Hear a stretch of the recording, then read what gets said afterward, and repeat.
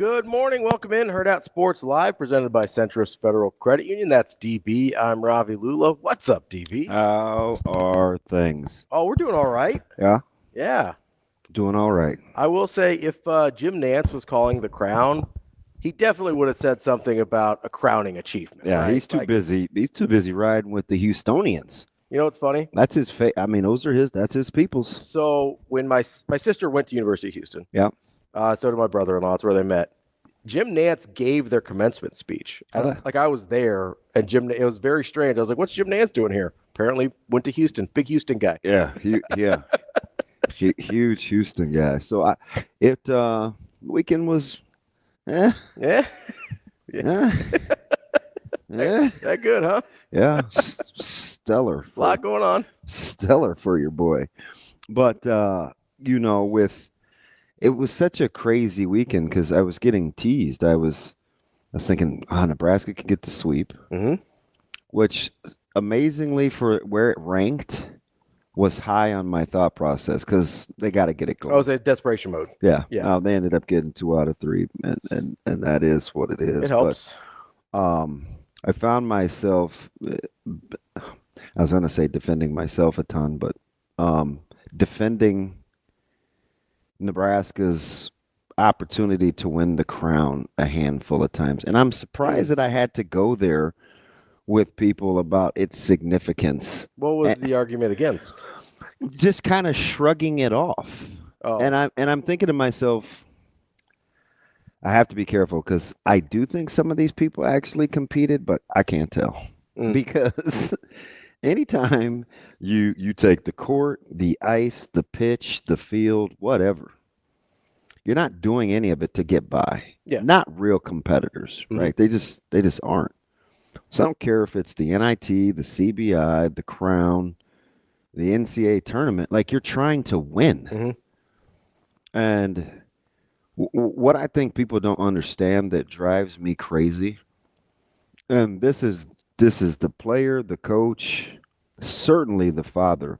Don't get your little behind out there if you're going to waste your time. I don't care who it is. Sure. Right? But people do that. No, listen, I understand. So I think that's where it's hard sometimes because we've seen high-level athletes in this situation not be competitive. Yeah. And that's where it's like sometimes you don't know. Yeah. So can we? So I'm gonna land the plane for you. So with regards to Nebraska, this is what we said about them. That they're fighters. They don't like each other, or I can't believe that they would come out here like this, or how do you not have a sense of urgency, or now we're questioning their effort, and it's like they basically answered all those questions, every last one of them. You don't take a month off, especially with all that disappointment they have, and rally the troops and come out and play 2 crap first halves. Still come back and win. And then a crap start of a second half yesterday. And rally like a son of a gun. Yeah. You went from up 9 to down 12 before you even got the napkin to finish the wing sauce that you got during half.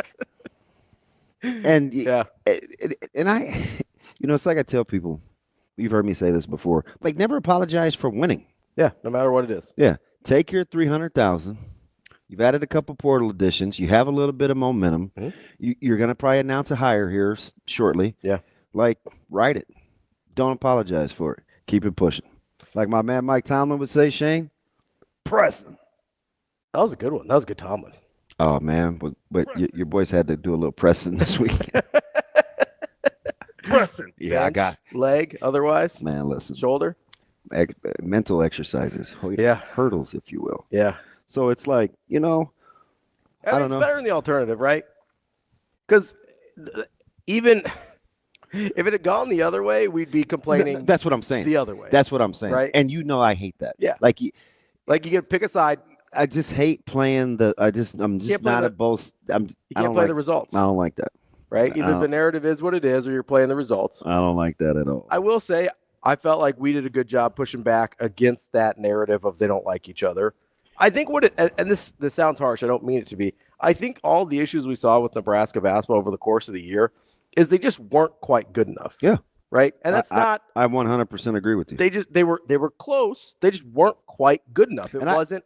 They don't like each other. It wasn't an effort thing because you don't continue to rally from getting your head beat in one half or another and not like each other very much or not be trying very hard, right? If teams that don't try very hard or that have quit, when they get down 14 or 19 or whatever it is, they fold. They lose by 30. Yeah. Like that's what bad teams do, at least bad teams in terms of culture. This isn't that. They just weren't quite good enough. Mm-hmm. Now, for me, it wasn't watching the Crown unfold over the last 2 weeks or whatever. It's been a week and a half. It's just been frustrating, right? That there was a level that we didn't see at the end of the season. Like it was more frustrating than. You're talking about playing with, so people will say confidence. I hear the word confidence a ton. Oh, they playing with some confidence. You know what for me it is? What's that? They actually played with some joy. Sure. Joy. It's different. Which is vastly different than happiness. And different than confidence. Okay. Because, and I've said this before, and I think whether it's life or sports or your job, whatever, happiness stems from what's happening. And that's almost an impossible feat. It is day to day. It is a total crapshoot. Mm-hmm. It's based on circumstances, your environments, literally what's happening. That's happiness. Mm-hmm. Joy comes from enjoying the process while you're focused on the results, but you're doing it anyway. Yeah. Right? You're just other-centered like that. Like that's joy. And when you can play or participate or work or be friends and have joy, mm-hmm. It's a game changer. It looks different. It feels different. It is like the anti-oppression that we felt like we saw Nebraska's secondary playing with a year ago. Mm-hmm. Oh, bad. They look slow. They look sluggish. Hey, man, they're not having any fun. Yeah. Right? There's no joy. And that can come from a lot of things. Yeah. I'm not going to psychoanalyze that, but I'm just saying there's like a wide range of options. Yeah, so, I mean, did you see the hugs and the embraces and the high fives and the bench having fun? It's not necessary. Winning is a byproduct of having a certain mindset to even get your little rear ends in position to play for something meaningful. Yeah. And they didn't let, which is what I'm probably most excited about, they didn't let what people thought or the conditions that surrounded them, they didn't let that dictate their behavior. Mm-hmm. But like they didn't let that dictate their behavior. And so, like for me, it's like on a super personal level because that's the goal. That's the end game for me to function as a person, right? Don't let the environment dictate my behavior, right? So when you watch them play that way, and it's like, oh man, maybe I should have listened to Coach Hoiberg when he said all year, I like this team. Yeah. I like this team. I enjoy coaching this team. I like these guys. I want to play in one more tournament. Yeah, we're playing. He never once wavered. Mm-hmm. Maybe he was telling the truth. And I'm not saying it washes away the warts, but it washes away the warts that were largely thought of. And I can't stand being a prisoner of past performance. Mm-hmm. You have to be able to shake it off because you can't go back and get it. Yeah. So you got to move on one way or another. Like my man Mike Tomlin. Keep pressing. Right? You can't go back, but so often, like we let it define us. Yeah, become a prisoner of it. Yeah. And I'm just like, one loss makes you lose twice or three times. Right? Yeah, and it's and it's the crowd. I mean, did you see the crowd? Like Nebraska traveled. Yeah. Good on you. No, it's Vegas. Yeah, it's easy sell on a weekend. Easier sell. Yeah. I'm guessing Dylan probably rode with T Dizzle. Yeah. Oh, yeah, I mean, they were together. I'd assume it was a Dan and Dylan thing. Just got a little hitchhike, put the thumb out. You never know. Listen, I can't talk. I've a couple of times I had to catch a ride to catch a plane to get to a game on time. Hey, we gotta go. So you think I'm in my glassy house gonna throw stones? Nope. I will say the only thing I would define that happiness versus joy a little differently from like my perspective, and that is like when you're playing with joy, you're internally validated. Yeah. That's where I care. Like you're validated. I mean, that's a natural byproduct, right? Yeah. Whereas happiness is external validation. Yeah. It's nice to have. It's extra, But if that's what you live and die by, I'll ride with that. You're in deep trouble. I'll ride with that. And that's for people too. That's not just basketball teams. Like if you're internally validated, you're going to be in pretty good shape. I'll ride with that. More often than not. You just have on the balance between who needs and how often you need to fill that cup. Because Lord knows. Yeah. You got to be careful. For sure. For sure. You know. And it's so it is. I mean, I was happy to see him. And I don't know, even if you saw him at like the podium after the win. Like I just watched him on the bench. Yeah. I mean, if you're Gavin Griffiths, what in the world are you happy about? Yeah, this was a terrible year for you. Like, but he was. Nothing went right for you at all. Right? This was a disaster for Gavin Griffiths specifically. And you're right. He was as happy as excited as Connor Esigian, who was going off. Right? Which I do feel good for Connor. I feel good for Esigian. Me too. He's for all intents and for all intents and purposes, he seems like a really good kid. Yeah. Like I watch his mom sometimes on social media, and I can see where, you know, you of course stereotype, right? So I see the over, like she's a big that's my baby, that's my boy guy. Oh yeah, sure. Like, you know, so you draw some parallels in terms of the behaviors in the day. I mean, big, that's my baby, that's my boy. You know, so it's good to see him to play that way. Yeah, it was good to see him flourish. And I appreciate, I said this last week after he had his good opener after the 0-for-11 against Iowa. I appreciate people that kind of have a chance to have their moment. Yeah. Right? That have a chance that after, and that can endure a little bit. Right? Like he kind of went through it at times this year, was super streaky, was maybe at his worst when they needed him the most against Iowa there, but was able to bounce back and have a really nice tournament here in the Crown. So I was really happy for Connor. I was happy for Fred too. Like I still don't know long-term, like fit-wise, if he's the guy that's going to get Nebraska to the next level, but I do like him a lot. Yeah. And I like the way he represents the program. I like the way that the guys tend to rally around him. Those are all different things though, right? You know, fit, in terms of being mutual they can be mutually exclusive. You know, like you can be a great guy and not be a great fit. Yeah. Right. And I don't know if that's true or not. I do. It's true. No, I mean, I don't know if that's true for Fred or not. Yeah, I understand that. You have to help me with the televisions, though. I will. Yeah, we'll get that. No. It's good practice. Yeah. Practice You see, we're just free flowing right now because this is the open. Mm-hmm. So you can practice compartmentalizing. So you can grab the iPad and you can talk to me and see if you it's out here already. That I didn't realize it was already out here. And see if you can do it. We're going to give it a go. Do you want to practice? Yeah, we're going to give it a go. All right. We're going to practice here. All right. Don't break the cadence. Don't break the speech. Let me ask you, I'll lob you a softball. Yeah, I like softball. Did you? Yeah, me too. Did you have anything good to eat this weekend? Yes, I did. You stopped. I paused. I was trying to remember what I ate this weekend. Lord have mercy. So it was Natasha's birthday. Oh, yeah, and you were trying to pick. So you took it down to the wire, huh?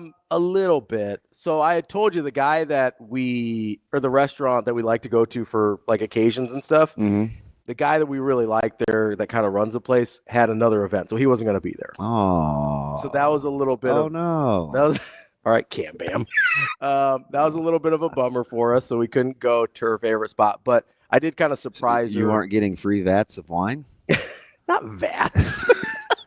Hey, this vintage stuff from 1896, no one's going to drink it. Yeah, you guys take this home. 1892, Columbus sailing the ocean blue. No, the 18s. He was long dead and fictionalized by then. Oh, yeah, 1492, not 1892. 400 years of lies in between there. We missed just a little bit. Don't worry about it. Look, you did it. Kept on pressing. Did you see what you pulled off? I tried to, I was trying to keep. Not bad. Just try to keep on going. See baby steps. I made you feel warm and welcome and easy going. The results were going to be what they were. Exactly. You knocked it out. We, trust the process. Joy. But no, I had nothing crazy good food-wise, but it was very solid. A lot of solid doubles in the gaps like the Red Sox yesterday. Yeah.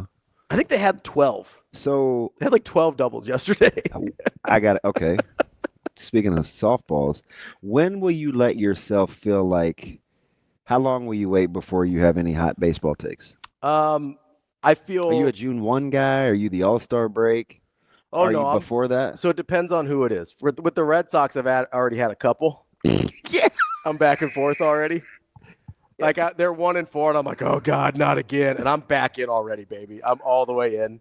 I feel good about this team. I've gotten to watch them a couple more times too, and I kind of like the lineup. I like some of the dudes, so I'm excited about the Red Sox. Everybody else, I'll probably give it May 1 at least. Yeah. Get like 25, 30 games under the belt, see what's going on. But I have enjoyed watching the Red Sox a couple times. Yeah. I'm just telling you, as a Dodgers fan, I'm miserable. Well, second your boy Snell just went on the IL. Second place, 11 games in. Fudge. We have 9 wins, and they're in second place. I think you're going to be okay. No, that division's a mother, though. It really is. It's like if San Diego is going to actually be good, like that's tough. And I think everybody, with the exception of the Rockies, is a good baseball team. Yeah, Diamondbacks are good. And we know that I think the Giants are good. Yeah, I haven't decided on the Giants yet, but they're functional at least. They're not the Rockies. I mean, their pedigree is for sure. Yeah. No, I don't have any hot takes for anybody. And it's an odd year, so I'm yet. sure the Giants will rear their ugly heads. I thought it was even years. Are they odd or evens? They're evens because it was like 10, 12, yeah, 14. That's right. Yeah, that's right. But no, I when your man Bocce Ball had taken over for the other old guy who was one of my favorite namesakes of all time, and Roger Craig. I was like, no, this Bocce guy. Is this guy really going to win there? Bruce? Fudge, I guess he is. Wait, who was the Roger Craig one? Roger Craig was who Bocce took over for. Roger Craig used to manage the Giants. Oh, I missed him in there between Dusty Baker and Old Bruce head. Bocce. Old head. Yeah, so you're right. Baker was after Roger Craig. Oh, okay. Well, how could I forget the wristbands? But as a Dodger fan, I was never a Dusty guy. Yeah? Yeah. Not a Dusty guy. Man, not like Kevin Durant out there. Man, you Dusty. I have been Dusty. Apparently, I ran into something hard this weekend. Yeah. I have a knot on my shin the size of like my elbow. That's not good. Yeah. Wish I could remember what it was. Happens a lot. Maybe you're sleepwalking or something. Sure. Sure.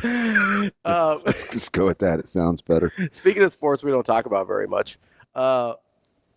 Your guy, Alex Ovechkin. No, not my guy. You love that guy. I appreciate him. So that's what I was going to ask. I was going to ask where you were on Ovechkin. Man, listen. Because he seems polarizing. I've had some monumental on-air meltdowns. About Ovi?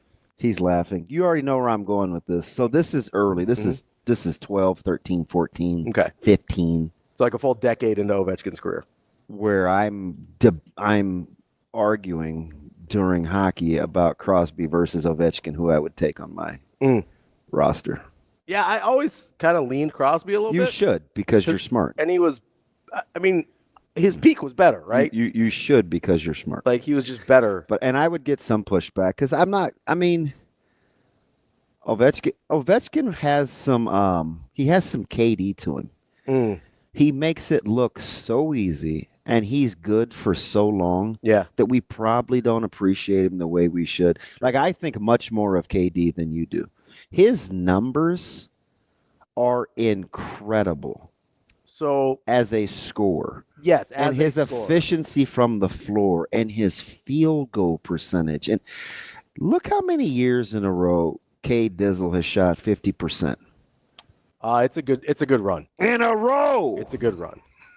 So here's what I'll say about which reminds me a lot of Ovi. Sure. And the amount of times sustained excellence. Yeah. Right. So we kind of get a little spoiled. But I will say this. Because they said that there was going to be like a 10-minute break. I think it was multiplied by 4. Because it was a minute. Because while I'm in my fields pouting, I'm changing channels. I'm coming back. I'm like, this game still hasn't resumed? What are we doing? Right? 46 seconds was the amount of time between when he scored the goal and that they let the crowd go. I think it was the longest I've heard that. Yeah, just let him lay out. Just laying out, yeah. 14 seasons in a row. In a row. Yeah. In a row. The year right before that, he was at 49.6. Yeah. It was pretty good. Yeah. It's not bad. It's not bad at all. So, I get like what you- I get what you mean. the efficiency in which what he does. Sometimes you get a little spoiled, and I'm not a Caps guy, so I had to get over. that part of it. Yeah, Yeah. But great player. I mean, no question. Not as well rounded, but I'm not. He is what he is. Yeah. I mean, my man is a goal scoring machine. Yeah. But that was a record that I thought was fairly safe. So that's what I was gonna. I thought that record was fairly safe. Because as I'm growing up, it was obviously I wasn't or haven't been nearly as into hockey as you have, but like that's one of those. When I was a kid, I would read everything sports related, right? So hockey, baseball, basketball, whatever. Obviously football as well, but the Wayne Gretzky thing felt untouchable. Both the total points and goals scored, and obviously assists as well, which probably actually is untouchable, right? But that was just one of those records. It was Joe DiMaggio's 56-game hit streak. It was Cal Ripken's consecutive game streak. It was, I'm trying to remember some other ones off the top of my head, but even like Kareem at a certain point felt untouchable. Yeah. And then you throw Gretzky in there with what he did. So to actually see it happen, I don't want to say like it wasn't emotional, but like there was sort of like a stirring of, oh, this is pretty cool. Like echoes? Yeah, like, not bad movie reference. You won't. That's not going to be a Ravi movie. No. Have you ever seen Stir of Echoes? No. Yeah. Unfamiliar. It's a tough movie.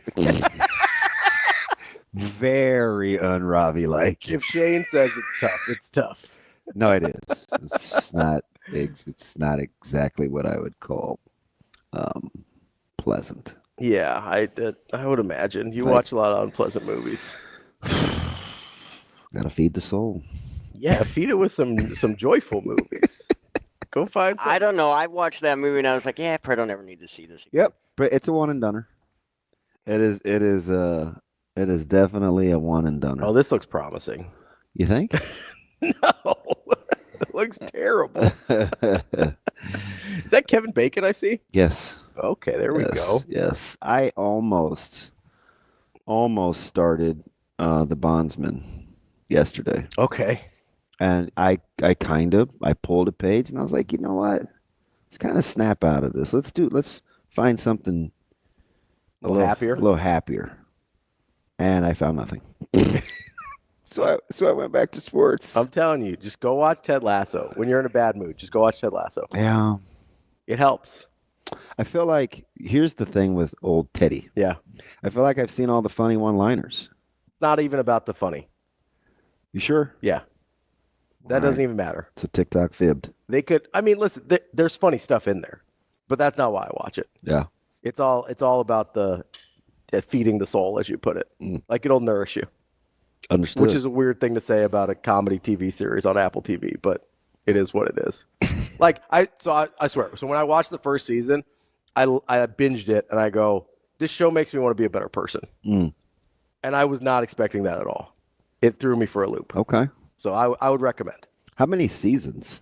It's 3, but they're short. It's like 8 or 10 episodes, and most of them are kind of half hours. So it's quick. A half-hour episode? Some of them might be 40, but they're pretty quick. Huh. They move through it. It's like because it is a comedy show, so they keep it pushing. I got you. They like keep it moving. Yeah. Much like our guy. Would you like to? Yeah. Who do we got today? Today we have Addison Williams. Mm-hmm. I And can't even see the other one. And we have Michael Sevier. Oh, good old Severe. Yes, Sevier. What does Addison Williams and Michael Sevier have in common? Not necessarily what they have in common. Okay. But the theme for the week. The theme for the week. Respective to them. What is this week for this young man on my right? Is he a big Masters guy? Well, no. Okay. It is the Jet Awards. Oh, yeah, obviously. 10th. Yep, it is the Coming Jet up here. Awards, which is a very, very big deal. Mm-hmm. And then for Coach Williams, it was Coach's Clinic weekend.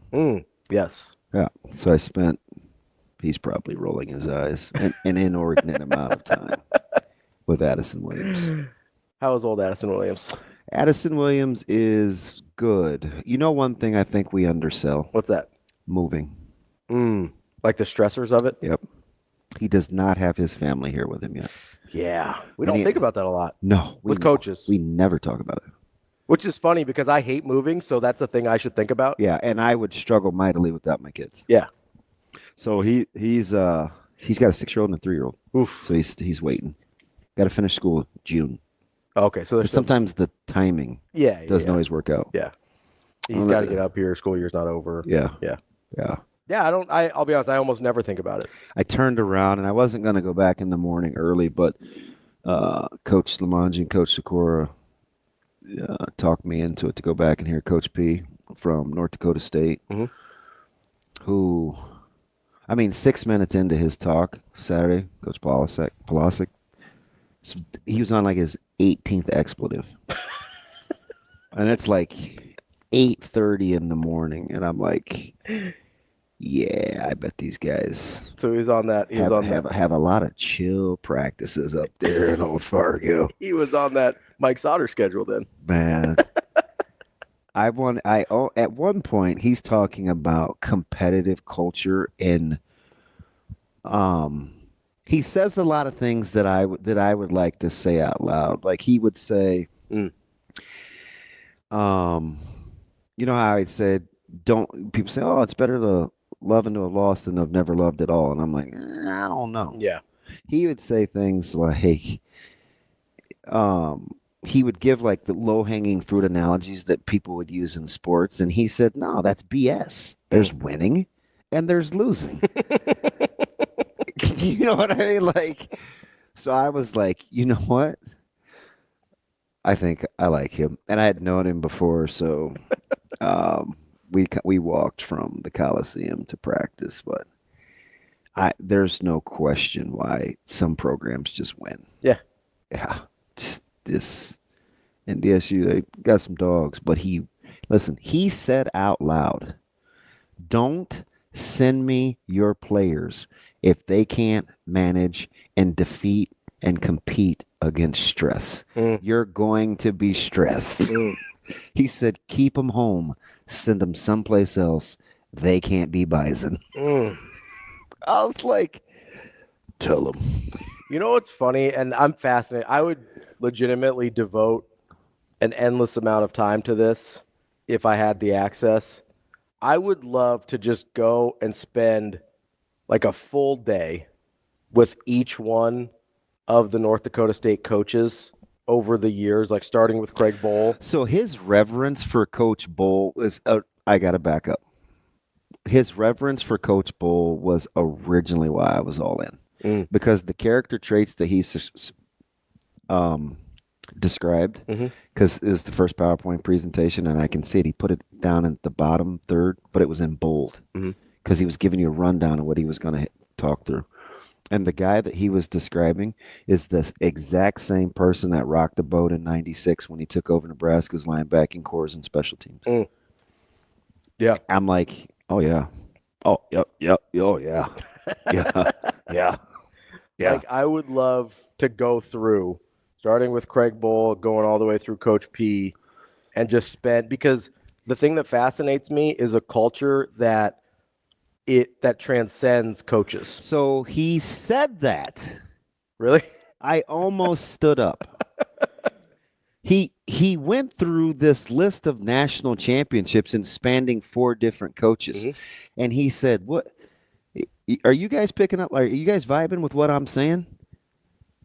Whether it was Ents or now I'm thinking Kleiman. Yeah. Or Coach Bohl. He said, it's the culture. It's not the coaches. It's not me. Yeah. This is why I believe in what we do. These are why we have the non-negotiables. And that's what's fascinating to me. It's incredible. Like because we sort of bemoan the opposite of this at Nebraska right now, where it seems like we're dealing with some of the same bugaboos throughout multiple coaching genres and multiple ADs and obviously hundreds of different players. And my thought has always been, North Dakota's basically the other side of this coin, if that weird losing culture can transcend coaches and programs and players and ADs, then why can't the winning as well, right? Why can't, and North Dakota State has shown that from Bowl to Entz to Kleiman to Coach Pete, like there is no differentiation between the culture through these different coaches, and like they're sort of all tangentially connected, right? But it's not like you're not talking direct lines after the first couple, right? Like there's some separation between. It's not like they all coached under Coach Bowl and now they're each taking their turn at the North Dakota State job. Like it's been kind of several factors down now at this point. I find the whole. I would like if I was talented enough, I would write a book on it. Yeah, it was fascinating, and this was maybe that's a good job for Dirk. I don't know what Dirk's doing right now. So I saw him in passing at. There were windows behind him. Screen. State basketball. Oh, okay, yeah. See how funny my mind works. You visualized it, right? And then and I knew there were these big open square paneled windows, and we were split by a curtain. Yeah. And I was like, "Hey, what's up?" And he kept gaining ground, so I not trying to stop and talk. So we were like two ships. Just passing in the night. Hey, DC. It's like ATV. They're hot. Kept it moving. Kept pushing. Yeah, so it was, and this was on the heels of, Friday was a lot of learning, because I didn't get down there until like 1:45, and so the funeral was exceptionally long, and a lot of X's and O's, and I'm gonna steal a couple of schemes that I like, because I learned some. I usually learn a lot, but I learned. They broke a couple of tendencies of some schemes that I don't think work against certain formations, or aren't highly successful. And one of them they can kind of live in. Really? And he was doing it at the professional level too. Yeah. I don't typically like this coverage against 3x1s and 2x2s. Yeah. And he's like, "Hey, you don't have to scrap it. This is what we do." Matter of fact, I got a whole package on it. I was like, So I'm immediately texting Coach Queen, and he's like, I could just tell he wasn't like vibing. And he's like, yeah, I don't want to do that. He's like, "Let's draw it up." I was so depressed. And I waited like 5 seconds, and I'm like, it's not that complicated if you just think about it. But he is a visual guy. Well, that's one of those like, hey, I'm super excited about this. I want you to be as excited as I am. And they're like, yeah, I'm going to need you to sell me on it a little bit more. Yeah, well, I mean, it started with my coach who's sitting next to me. I was like, "Hey, Coach, don't even think about it." Wait, but no. So I waited about, I gave it 10 minutes because he's hard to talk into stuff. And I said, "You realize it's just this, this, and this." He said, "Oh, okay, I'll let you use that guy and that guy, but that's it." I was like, "Baby steps." It's a little victory. Baby steps. Little victory. Yeah. Sometimes you just got to stay with it. That's all. Speaking of winning programs, we have a lot to get to this morning, not the least of which is UConn women back with an international title in just boat racing fashion. Man. And another winning program. I want to get to that, too, because I want to – are you a Staley guy? It's hard. I mean – You could save it. I want to get to that. Yeah. Because I think these coaches' personalities – it's not hard to see why what's what. Yeah, what? Yeah. Another winning program that's going through a little change is Creighton Volleyball. Can't believe it. Coach Booth. I mean, I can, but I can't. Coach Booth steps down. Brian Rosen will be elevated to head coach of Creighton Volleyball. That and so much more here, coming up next on Hurrdat Sports Live. We're back here on Hurrdat Sports Live. That's DB. I'm Ravi. Lulla reminding you, make sure you've got those eyes focusing straight ahead as you're driving to work this morning. I've been trying to find alternate routes to get here. We got you got to practice it. I know. And I got to time it out. It's hard to simulate because it's not the same time of day. But yeah, you just have to pick a route that you. When I first moved, I would, because you can go get on the interstate right away, go around to Pacific. I could get on the interstate, get off on Center. I could just take 108 to 96, bang a left on 96 over to Center. Yeah. I practiced which way I wanted to go. I don't know, probably 6 times maybe. So I mapped it out a couple times. I could take 108 straight south to Center. and then go down to 90th. Go all the way through. Oh yeah, So you pass West Side's West Campus, and it's right there. Maybe I need to take 108th. You can't take it. You can't. There is no straight shot for you. Yeah. Not to here. But if I go, anyways, pay attention to the road, NDOT. You're basically coming from 120th and Dodge. Yeah. So if I go 120th to center down to 108th, and then it'll go all the way over. You can only go to No, you don't want to do that. But I know what you're saying. Like there's no straight shot because 120th. You know what I would do? 132nd. You know what I would do? What's that? Take ILQ. So that's what I did, but I have to hop off before. Go like you're coming from my house. So take Q. Get off on L. Oh, get off on L. I got off on Q. Well, Q, you can only go 120th, and then you're going to go by the golf course down there. Yeah. And under the tracks. That's what I did. Yeah, don't do that. Yeah. It wasn't great. It wasn't ideal. Yeah, practice. Yeah, we'll figure it out. That's why I'll say 11 minutes or 13 minutes or 9 minutes, and people think I'm dumb, but you're on it. And in our business, what are they going to say? Hey, 3 minutes. Yeah. Hey, 90 seconds. They tell you exactly how long. They tell you what it is. It's not like, it's about 15. Yeah. Hey, hold this for about 3:30. Yeah. Okay. Yeah. Is that 210 seconds? So I need you to fill a little here. Yeah. Yeah. Got it. Yeah, it's all right. It's been a challenge the last few days. So what's the problem here on the interstate? So they're from basically L to Giles. They're doing something where 2 lanes are closed. So it just gets bottlenecked real bad. It's already a handful too, especially around like between 4:30 and 5 with people getting off on Harrison. Mm-hmm. Like they slow down or don't stay in the right lane. Mm-hmm. So it just bottlenecks for no reason. Yeah, it's a big pet peeve of mine where you've got a long exit ramp and people don't use that to slow down. Instead, they start slowing down on the interstate. Yeah.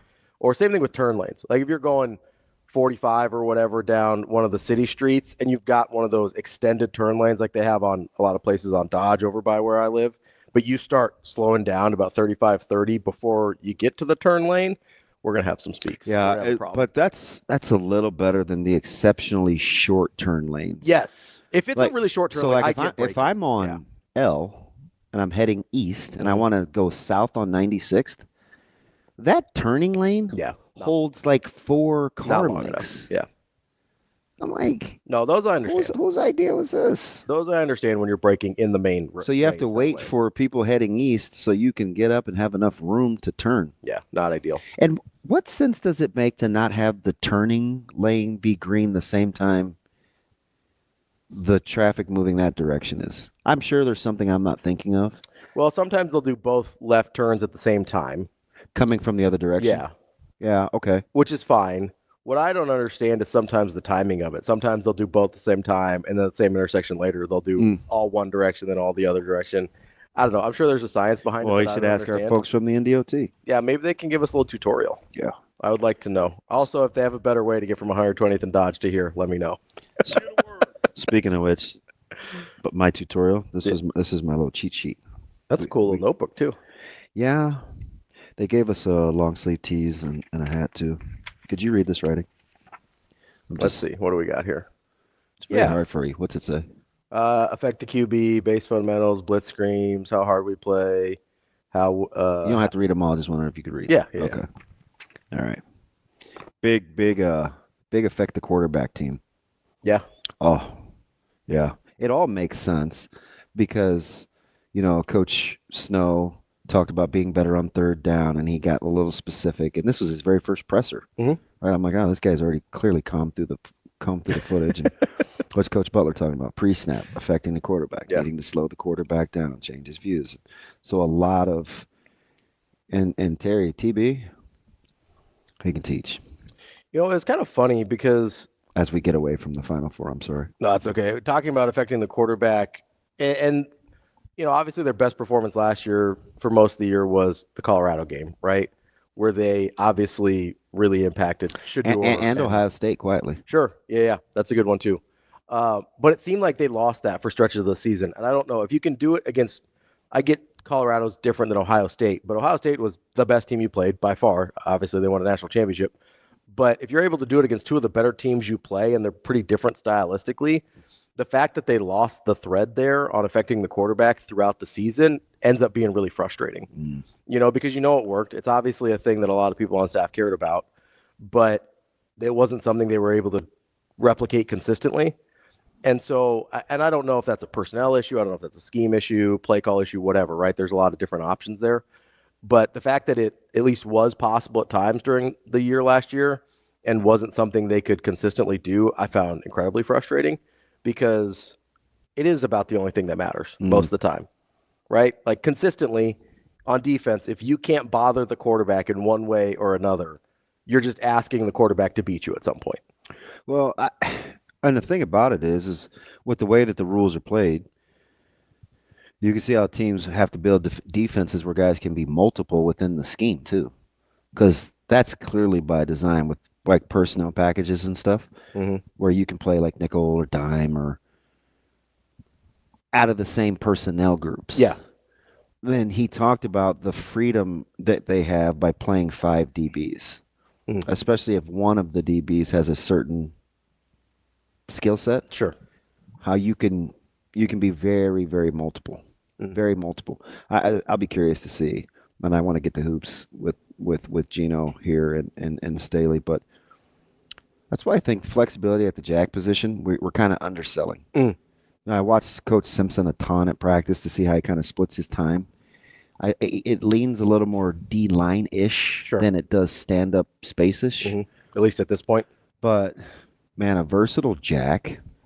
Which I think we kind of overlook. We sort of reduced it to just edge rushing, right? We did. But if you can utilize him in the passing game. I was watching these clips with Coach Butler where he would use Von Miller in pass drops. Yeah. Von flipping Miller. Yeah. Right? So when you can do that, it becomes incredibly confusing for an offense. Very much so. I will say that. I mean, they were getting to Mahomes just based on, I think, confusion. Sure. Because they were only bringing 5. Yeah. I do think that's one thing. That's one of the things that jumped out to me during Prince Will's freshman year when we all got really excited about what he could be, is there were occasions where he would drop into flats and take things away that you're like, oh, man, that's really high level. Because when he can do that, when the guy coming from that jack spot, which I think in the clips that I was watching, he was sort of lining up in a jack spot, that really changes the dynamic of everything else on the defensive front, right? And it changes the eyes of where the offensive line is going. Like, they don't really know. And your count, too. Yeah, like, you don't really know what to look for at that point, right? Like, it screws up, like, your count. And so I do think we have been overly reductive of the jack spot as just an edge rusher. Yeah. MJ, those guys played well. MJ Sherman had a really good year. They played well. I do want to get to the women's basketball final because I don't know, I always put things in terms of locally here. I sort of felt validated a little bit that this was a really good Jim Flannery team after the way I saw UConn just beat the hell out of everyone else. Yeah. And they basically did it to Creighton both times in 2 quarters. Yeah. Like, Creighton was there, boom, gone. Yep. And then and so probably the only 2 dudes not named Matt DeMarinis that are like breaking that down as the season went on. But no, I like, because that's the boogeyman for Creighton basketball, for Creighton women's basketball, right? Is UConn. Yeah. And so I do think about it in terms, like, there was a part of me that, because obviously UConn wasn't even a 1 seed, right? They're a 2 seed in this tournament. So you look at them, and obviously nationally they weren't viewed in the same realm as kind of the South Carolinas this year. But so I didn't really know what to do in terms of, oh man, is Flan with this group who he's been with for so long? Are they really that far away, not being able to stay closer to UConn and that type of thing?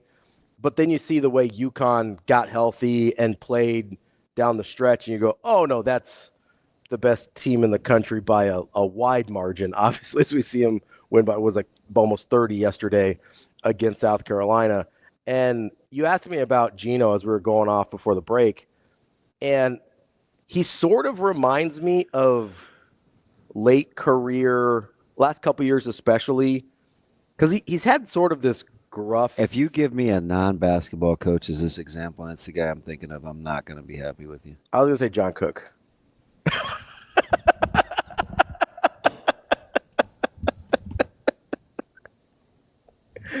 He started off very he had this kind of this gruff exterior. I can't believe you said that. That's what you were thinking? A non-basketball guy. If you give me a non-basketball guy as a comparison, that's it. Remember when I was going to get off and I was like, he's giving me, and I was going to say JC vibes. Yeah. Right? He gives me Cook vibes. Yeah. Where he's like sort of softened a little. He's evolved into this understanding of the psyche. Yeah. Seems he's embraced the spending era when he's known for being pretty upfront, kind of hard edge. Yeah, a little harsh sometimes, like very straightforward. Yeah. Very direct. That's exactly what I was going to say. But he seems like he's almost gives off like warm vibes now. Yeah. Like he's softened quite a bit. And I don't know if that means he's about to retire too or what, but like I don't know. Everybody but Beckers is coming back. I'd stick around. He's got a couple of dandies. I saw a stat this morning as I'm kind of trying to make sure. How about AZ coming back? Yeah. As I'm trying to make sure I catch up on everything. And it was basically there's 3 people in men's or women's tournament history that have this laundry list of it's like 100 points. This is in one tournament. 100 points, 15 combined steals and blocks, 10 3-pointers made, 10 assists, and I think 10 rebounds as well over the course of 30 assists and 30 rebounds over the course of the entire tournament. All 3 of them were on UConn's team this year. The only 3 people in the history of either tournament to do those things. And I was like, oh, and only Beckers is leaving, right? And she was one of them. So I sit there, I go, okay, probably. But you could have said the same thing about Cook. Like, Cook got a pretty good squad coming back, too. Yep. Not that I think Gino's But that's what good coaches do kind of give that some thought when the concern is about the program. Hey, what kind of shape am I leaving this in? Especially if they're leaving it to someone they care about. Right? We saw it with Coach Booth over the weekend. That program gets left to Brian Rosen. And, like, that whole dynamic is really interesting as well. How about Coach Frank? Yeah. Yeah. Really? So, now? Hey, set this thing up for you. There you go. Be pretty good. You can write a couple more out, You sure you don't want to? I was telling our guys, because one of Nebraska's staff really likes Coach Lamanji, and he was pulling me to the side how he appreciates. He said, he said, I know he's Rust Belt, it's Youngstown, but man, he gives me Northeast New York PA vibes, man. Love that guy. Just old school. And I was like, yeah, there's a lot of that. Exactly a lot of that. I said it. It's very, very fortunate to lose a really good coach and get a really good coach. Yeah. That doesn't happen all the time, especially at the high school level. And guys that are pretty different personality-wise. Very much so. Like I haven't. Although they're at their core, they probably care about the same culture things. and players first. Yeah. Very similar. But just the way it presents itself exterior. Their delivery and how they. Dramatically different. I'm almost opposite ends of the spectrum. Yeah, like they're about as far apart as you can get, but it's sort of the core that matters there. But, it's not like Ohio and Pennsylvania are terribly far apart. Like, that's not, you know what I mean? Like, those are in the neighborhood. But it those guys in those Northeast, they're very territorial. Oh, for sure. Yeah. They're not sharing, even if they're not sharing 6 miles of a borough. Yeah. You think they're sharing another state? Yeah, I know. But to the rest of us from the outside, it's like, you squint, it's basically the same thing. No, believe me, Harlem is vastly different than the rest of the Bronx. Right? Like, that's just how they think. It's not the same. Upper and lower man, like it's. You got the Upper East Side, Upper West Side. Yeah, you got. Talk to somebody about East Philly. It's vastly different than any place else in Philly. What about West Philadelphia? If you're born and raised on the playgrounds where you spend most of your days, chilling out, maxing, relaxing, all cool, shooting some b-ball outside the school. Yeah, well, yeah. We're gonna go into another Bad Boys thing here. Holy smokes! Got that right. No, we'll get more into. We got Sam coming up here in a little bit. Sam McKewon from the Omaha World Herald. We'll get more into Coach Booth and that whole transition at Creighton. We also have the men's Final Four and the championship to cover tonight. That's DB. I'm Ravi, Lulla. More Hurrdat Sports Live coming next. Kicking off hour number 2 here on Hurrdat Sports Live, presented by Centris Federal Credit Union. That's DB. I'm Ravi Lulla. Here at Hurrdat Sports Bar and Grill, we are joined now by Sam McKewon from the Omaha World Herald. Sam, what's going on? Hey, guys. How are you? Green eggs and ham. How we doing, bud? What's the weather looking like? Cold and sunny. I like it. Me too. Me too. You guys are sickos. Give me the warm weather. Football weather. Let's go. Give me Football the weather. warm weather, baby. Let's go. Warm it up. We don't even have to remotely fast forward. I'm going to enjoy the green of my grass for as long as I can and then try to fast forward to fall. It'd be nice if so are the days gone where we don't really get like a real summer? All the other weather changes. Why can't we get less heat? A real summer? Yeah, like it's long and hot, and all the other months seem to have changed. You don't really get a real winter. Spring is now condensed. Fall is pushed back. Why is spring the only one that gets longer? Or summer, I should say.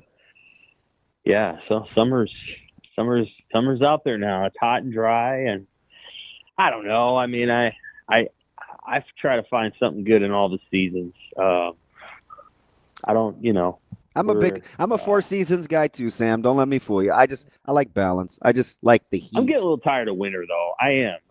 It's like 2 months. Yeah, but I'm getting like, I like a little snow around the holidays, but outside of that, I'm getting tired of it. So, and I'm getting, as you get older, you get seemingly more susceptible to certain things around this time of year. So, trying to work through that with a little allergy season. Pollen was rough last week. We'll see if it's bad this week. Oh man, there was a stretch over the last month where people were just getting their tails kicked, Sam. Mm-hmm. I don't know what. Yeah, I guess it was the pollen. I'm not that smart. I'm going to take your word for it. All right. So, what was kind of I want to start with the crown. And maybe this isn't in your sphere of influence. Did you feel like you had to allow Nebraska to not have to apologize for the success they had in the postseason? No. Okay. I mean, I think they, if you're going to go out there and if you're going to compete in the thing, you may as well win it. And the financial incentive at the end of the thing is legitimate, and they went and won all of the money. That's probably a good reason to go play in that thing, and I think that probably provided. Okay, that makes more sense to wait, 3 weeks, because shoot, if you're good at something, it's a game of skill, and a game of many things, and you got a chance to split $300,000 among your teammates. So long as you go play before basketball games, go do it, and they did, and they won a lot of money. So good for them. I mean, they're going to be able to help their families and help themselves with that. So no. I think the financial piece of it probably does change it a little bit for me. Like I think I understand why they did what they did. I think if that component wasn't there, then you're going out there and trying to soak up as much experience for one more week as possible, which they also did. So, I think Nebraska did right by going out there, and the win on Saturday was a very good win. Boise State's a very good team. Mm-hmm. I thought they'd win it. That was my pick. So I'm super pumped. They made them look fairly pedestrian, and I was floored. They did. So Boise was my pick, and then Nebraska was number 2. So I kind of thought Saturday's game would be for the whole thing, and then Nebraska had a lull on Sunday, but then they got through that, and Sejan made some shots, and Juwan Gary was great from start to finish, and fun to see him end his career that way, and of course Brice Williams ending his career the way he did. So I think this is something, if you're just talking pure utility, this is something you can take out to transfers now and say, listen, we didn't make the NCAA tournament, but we went out and did this thing, and one guy set a bunch of records, and the other guy, I think, would swear up and down by his experience at Nebraska, that being Juwan Gary. So I think that's a good billboard for where Nebraska wants to go, and where Fred Hoiberg can take them. They got to make the NCAA tournament next year. They do. Yeah, it's that or bust, right? Well, not for Hoiberg, but I mean, in the sense of like what fans expect and what their expectation level is. I mean, no, Fred's contract is ginormous. So like he's going to be around for a while. And for what it's and hopefully it's because he's winning, not because we feel compelled. Right. Well, I mean, I think they can go out and get some pieces. I think they need to get a little more shooting. You see what happens when they make shots, and obviously Juwan Gary made a bunch. But if they go out and get a little more shooting, and it looks like the center that they got is a little bit more offensively diverse than Morgan or Mia, and they needed Morgan to be a little bit more diverse this year, and he just wasn't comfortable taking that three. He just wasn't his thing. And so you bring Mats back, and then you get a center in there that might be just slightly more offensively. And you get Mast back, and you get to play with a Sejan and Sandford, which gives you a couple of shooters on the floor at the same time potentially. Still got to find that elusive point guard. Well, they could get Jamarcus Lawrence back, and that's possible. I read that last week, and I was kind of going through that. Wouldn't that be something? It would be. I don't think that was a player they wanted to leave, and he isn't necessarily a traditional, point guard per se, but he was part of an NCAA tournament team in Nebraska, and I think he was better than the person who came in and replaced him in Raleigh Worcester. So, I we'll see what they do if it's him or if it's somebody else. But again, they're going to put together a roster, and it'll be decent. And then it'll come down to you got to win the right combination of games in a league that's not going to get a lot easier. I mean, the Big Ten's going to be tough every single year, and so don't expect things to just get easier. Because Garrett Queen and the guy at Illinois moved on. It's going to be a tough thing every year. Sam, what do you think? How much are they going to pay Jakic this? Much as they want. Man. What do you think about kind of this momentum conversation? Because obviously, as we discussed, most of these players aren't returning, but there's still it seems like there's still some momentum for the program in general. Like, how do you weigh the success impacting next year when most of these guys are going to be somewhere else? I think it's very similar to the momentum that Nebraska felt winning the Pinstripe Bowl. Agreed. And so it's just a program momentum that you're taking into the offseason. Everybody, of course, lost their minds over Nebraska winning the Pinstripe Bowl, and they haven't really done that necessarily with the Crown, but that's pretty similar. I mean, it's like a bowl game, so to speak. And so, when you win 4 in a row, it's kind of like a bowl game. So, I think that's kind of what they did. And so they can take that into the offseason. Again, they're going to go into the portal. They need to find a couple of guys. They can get momentum in recruiting. Maybe there's a deep-pocketed booster that saw that and said, you know what? I'm going to give a little bit more money to Nebraska basketball before July 1st. I never know. It's just lots of different things that could happen. In terms of team momentum, I hope that if you're talking specific players, I think Connor Essegian will go into the offseason feeling a lot better about things than he would have if he had gone into the offseason off the Iowa game. Sure. And so I thought Essegian played really well in Las Vegas. Certainly wasn't Jawan Gary good, but in a lot of ways, I thought he was just about as important as Brice Williams. I mean, Brice had a great tournament out there, but I thought Essegian was the difference maker in the Arizona State game. And I thought when things got a little rocky Sunday, Essegian made a couple of threes. And so, I thought he was a huge reason why they won the Crown. Gary's number one for sure on that list, but I thought, honestly, Essegian was 2A or 2B. Sam, let me ask you, when you're kind of watching Nebraska and in this postseason, do you like what do you think the long-term sustainability is in concepts as a whole about playing games for pools of money, the chance to win pools of money? I don't have a problem with it. I think it provides an opportunity and an incentive. I'm telling you right now, I understand why Indiana and Iowa, these teams, I understand why Iowa didn't. I understand why these teams didn't want to play in the Crown. Although apparently Fran is well received by his brethren. Did you see him yucking it up over there at the old in Vegas? Getting his hugs and his dap ups. He's the new Penn coach. I did. Awkward. I did. And so I don't know what's, I understand that Indiana basically just vacated its entire team. They all left, and Iowa, most of the players left and went to the portal. Most of them came to Nebraska one way or another. I think some of these guys are going to read this. I think after this season, if the Crown comes back, I'll be honest with you, I don't really think people understood the NIL involved here. They really didn't. it was unclear to us how much money they were playing for just days before this thing began and who exactly it was going to. And then it was like I asked Ravi, I'm like, so is this like the players are getting this $300K? Because that's I'd be incentivized. Apparently it's not the coaches. We learned that yesterday from Hoiberg. They don't get any of it. I'm like, fudge. I'd play for. I'd play for $50. Listen, Sam. On April 26th, I would do 7-on-7 for $50. Oh. No, I mean that's what I mean. I'd be miserable, but I was. You'd be fine.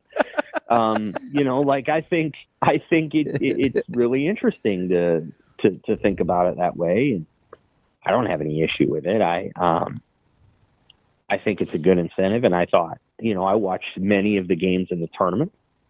The basketball wasn't bad. I thought there were stretches where Nebraska played excellent. There were stretches where they didn't. But, I thought overall, the quality of basketball was pretty good. And, by the time the crown rolls around, you only got 4 teams left. And so there's not much NCAA tournament left to go. And so maybe if you're hungry for, something else, there you have the crown. And we watched the Final Four games on Saturday, and first of all, two very exciting games. But you get to the Final Four, and the defenses are, nobody's shooting the lights out anymore. And one of the things I appreciate about the crown is there was a couple games where people were just letting that thing fly. Yeah. I couldn't believe the shot selection. Yeah, like like they were coached by me. Well, I know it was right. No question. And so, I appreciate that aspect of it. I think that the NCAA, whatever you want to call it, officiating committee or whatever, will go back and look at the physicality of this particular NCAA tournament and maybe dial it back a notch or two, and maybe call a little bit less or call a little bit more early in games so that you have a free flow of play late in the games. I'm not just talking about Duke Houston, but some of the Elite Eight games and just some of the way the games transpired, and you got to make sure that everybody's got an opportunity to make some plays near the rim. And I thought it was very physical over those Sweet 16 and Final Four weekends. So I appreciated the crowd's aesthetics, the way that guys were just kind of getting up and down the floor and playing basketball. It wasn't about every possession is tightly controlled by the coaches and everybody's hammering each other because they don't think officials will call a bunch of fouls in the Final Four, and they're kind of right. They won't until that poor call on Cooper Flag. Like, there just wasn't many things called in that game, and then all of a sudden there was one call that nobody understood. But that's what I appreciate about the crown. Can I think the thing I like the most about it, Sam, I like the abbreviated schedule. They got this whole thing done in 8 days, basically? 7 days, 8 days? Mm-hmm. 7. I think that was phenomenal. Like, if I'm any other, even like the NIT, like I lose track of when that's being played and who's playing when and whatever. I thought the scheduling of this thing made it really, really compelling. It did. Yeah, I agree with you. I think it was well. It appeared to be well run, and it seemed like the whole thing worked, and hopefully it grows. You know what I'd like to see? I'd like to see a women's crown tournament too. So move away from the WBIT, which that's fine. They can do that, but they can keep doing that just like the NIT. But I'd like to see a women's crown, a 16-team women's crown as well. And there may come a day, guys, when in a tournament like the Crown is openly competing for teams that don't want to go to the NCAA tournament, and that probably won't ever happen. But you just never know, because you just never quite know how it's all going to shake out in the future. Sam, on the heels of Nebraska's coaching clinic and a lot of teaching, and these guys apparently like to teach. The next time to go around for the media session, on the heels of kind of what Coach Rule was talking about on Saturday. Do you have a new interest or the same interest the next time around? Related to what? What you want to see? Oh, well, we'll get to see them tomorrow in the States. Some of it depends on what they're willing to show us. So, that little Rice, I could feel that Rice smile. Yeah. So we'll see. I mean, no, I don't need to see the receivers and the DBs again. I think I'll try to see what the offensive linemen are doing. And, it's football, so they haven't probably found new ways to practice. I do feel like Rule seems to like the offensive line play. I'm going to put Ravi on the spot here. He doesn't know that I'm going to ask him this. What was the first thing that I told you I was afraid to say but pleasantly pleased with when I came back last week? Offensive line? So, Sam, I was so afraid to say it. I'm like, no, nobody's going to get it. They're going to think, oh, it's bad D-line or I'm, blowing smoke. It felt really good to hear him say that out loud because I was floored last week, Sam. With what they were working with and how inexperienced some guys were, I was floored by the success of the offensive line. That's great. I mean, that's good news.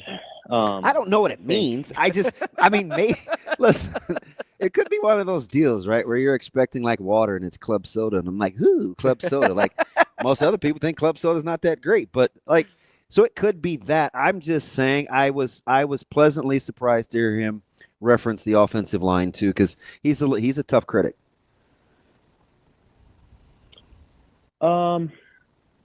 Well, they added a starter from Alabama and a starter from Notre Dame. So you would hope they would be pretty good, right? People keep telling me that. I don't know. We'll see. I keep hearing that. I think that helps you. I'm sure that those guys were well compensated to come here. And, it sounds like Justin Evans is doing well at center. They might have some depth. And, what do you do with Teddy Prohaska and Turner Corcoran? I think that remains to be seen. So it seems like they've got some players. It seems like they've got some things going on that are good on the line. Probably want to watch them and see where the run game's at if they let us see that. How backs attack the holes. And we will see though. I don't know if we'll get a picture. We'll get a picture of that. People can have a simplistic view of run game. Sometimes they can just think, well, there's a big hole and you run through it and then you try to run past everybody like that. It's much more complex than that. And, it's a relationship between the linemen and the backs and the tight ends and the quarterback has a job in the run game, even when he's not running the ball. I'm down to three position groups, Sam. I started out with the tight ends. They're still in the hunt because that's a really well-coached group. Now I'm interested in the running backs, which I almost always poo-poo because I think I can whatever the term is, surmise or assess. Like I can do those guys in my sleep. So usually that's not that fun. I try to get out of my comfort zone. But they're probably 1A. Because I listened to Coach Rule a couple weeks ago when he went through the running backs. And he was very specific about their traits. And I'm like, that's rare. You can't get him to say anything about anyone other than the quarterback. But he took his time to go through the running backs. So I wanted to see, I'm childish, right? I'm like, see if he knows what he's talking about. So now that's all I paid attention to. And I'm telling you, that, and he said he was happy and didn't feel like he had to go portaling. That group is better than we think. That running back room is better than we think. Why is that? I can't put my finger on it, but they practice so hard. I mean, coming out of the ends of stuff, long runs, even if it's like bottled up early, kind of elusive. They just seem active, right? They're in the passing game. I don't know. I don't know. And it's not that I want to prove him wrong. I'm just trying to figure out Why does he say, I'm in that, why does he say these things? Especially if it's football related in terms of assessment. I don't know. I like that group, I think, probably more than like the average Bear. I one thing I'll say is that I think Emmett Johnson's become a better player, and I think he's certainly grown with coaching. And that doesn't always happen, but I think that's happened. I've heard very good things about Nelson, and so we'll see. That's a player I would like to just. I'd like to just go pick him up and hang out with him just for like a week. Just pick his brain. He's interesting. I think I like him a lot. Yeah, I think he's going to be a factor. And then you have Quentin Ives, and then you have Jamarian Parker and Connor Booth, and they might have a couple walk-ons. So I want my my body to look like Quentin Ives. It's it takes time sometimes to build these players and get them where they need to go. And we'll just have to see. I think what Rule seems pleased about is that the team seems tough and sort of has an edge to it, maybe a hard-edged program at this point, which I think is encouraging to him. And I think those backs probably exemplify that. Now they've got to get the receivers on that track, right? You got a bunch of new receivers, and they need to come in and play with an edge. I don't know that the guys last year always did. Now they need to. They absolutely need to play with an edge. And I think you're going to get tight ends that do that. I certainly with Lyndon Meyer, you're going to get that.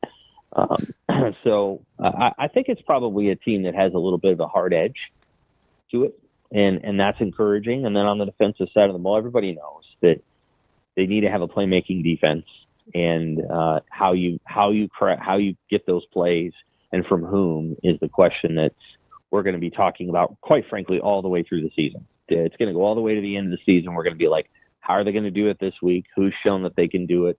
How do they get it done? Do they get it done? Because they're going to need a defense that makes plays if their offense is cranking at a little bit more efficiency than it has in the previous 2 years. Sam, want to change gears on you here before we get you out of here. Obviously, some, I think to most, pretty surprising news last night out of Creighton with Coach Booth moving on and Brian Rosen taking over the program. Yeah. I guess from your standpoint, I know sometimes as people in the media or especially with you real journalists over there at the Omaha World Herald, unlike me and DB, that sometimes you get a little heads up. Speak for yourself. Fine, just me. Sometimes you get a little heads up on these things before they happen. I guess kind of at what point did you guys have an idea that something was going on, and have you been able to sort of figure out why now? Yeah, probably right when it was announced is when we found out. Okay. So, no, I don't have a ton of insight. Obviously, a stunning decision but I'm sure she'll explain that a little bit more today. You don't expect that on a Sunday night during spring camp, but that's the decision she made. She's had an incredible career. You always want to try to leave something better than you found it. Well, not only did she leave something better than she found it, she created it from the ground up. Mm-hmm. And so she leaves Creighton having built one of the best programs in the country, the best program in the Big East, the best program outside of, the Big 10, the Big 12, and the SEC. A program that can sustain and can continue to achieve and excel. And, just an extraordinary achievement and effort that she's put in. And, she deserves all the accolades and all the rest. What I'll say is that, she was so respected within that athletic department that even though I understand she's going to stay on as a fundraiser, it's still, somebody that you really want to have in that room and in that department. And so, she'll be missed as a leader as well. It won't surprise me if she goes into leadership development, because I think that's something that she probably does as well as any coach in the state. And so, she's likely to be somebody who, if you said, hey, who would you talk to in terms of coaches for leadership?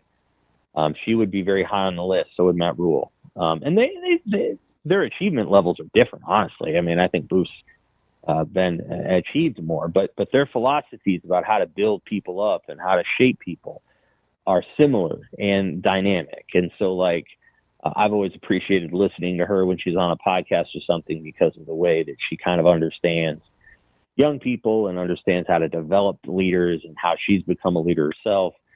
So she's going to be very missed, even if they continue to play great volleyball, which I suspect they will, and they'll continue to, you know, be very competitive. That person's presence within the department is probably going to be a little lower if she's not coaching. So big loss there, but she's earned the right to do whatever the heck she wants. What a last 5 months in the volleyball world in the state of Nebraska. Right? Yeah. Although for vastly different reasons, my gut, what a couple of icons. No question. Yep. You know, Cook obviously a legend. Well, he spoke Friday. He spoke Friday night, and that's right. No coincidence why he wins. Zero. Yeah, I thought it was very thoughtful of Rule to put him in that role because, you know, if you have somebody on your campus that's won as many championships as him, I'm going to guess he has a little bit of insight on team building and culture building, and Rule's very good about that. You know, like coaching so much is culture building and player development, and those things are sort of transportable across sports. Obviously, there are X's and O's, and I'm sure they spent lots of time in the coaches' clinic talking about those things. But coaches need inspiration too, and they need to know how to reach people. And I think Cook certainly has insight on that. It is a huge change in the sport for two coaches of top 6 teams to leave in the same offseason and for it to be in the same state. Mm-hmm. Obviously, it's going to be a big change for both programs.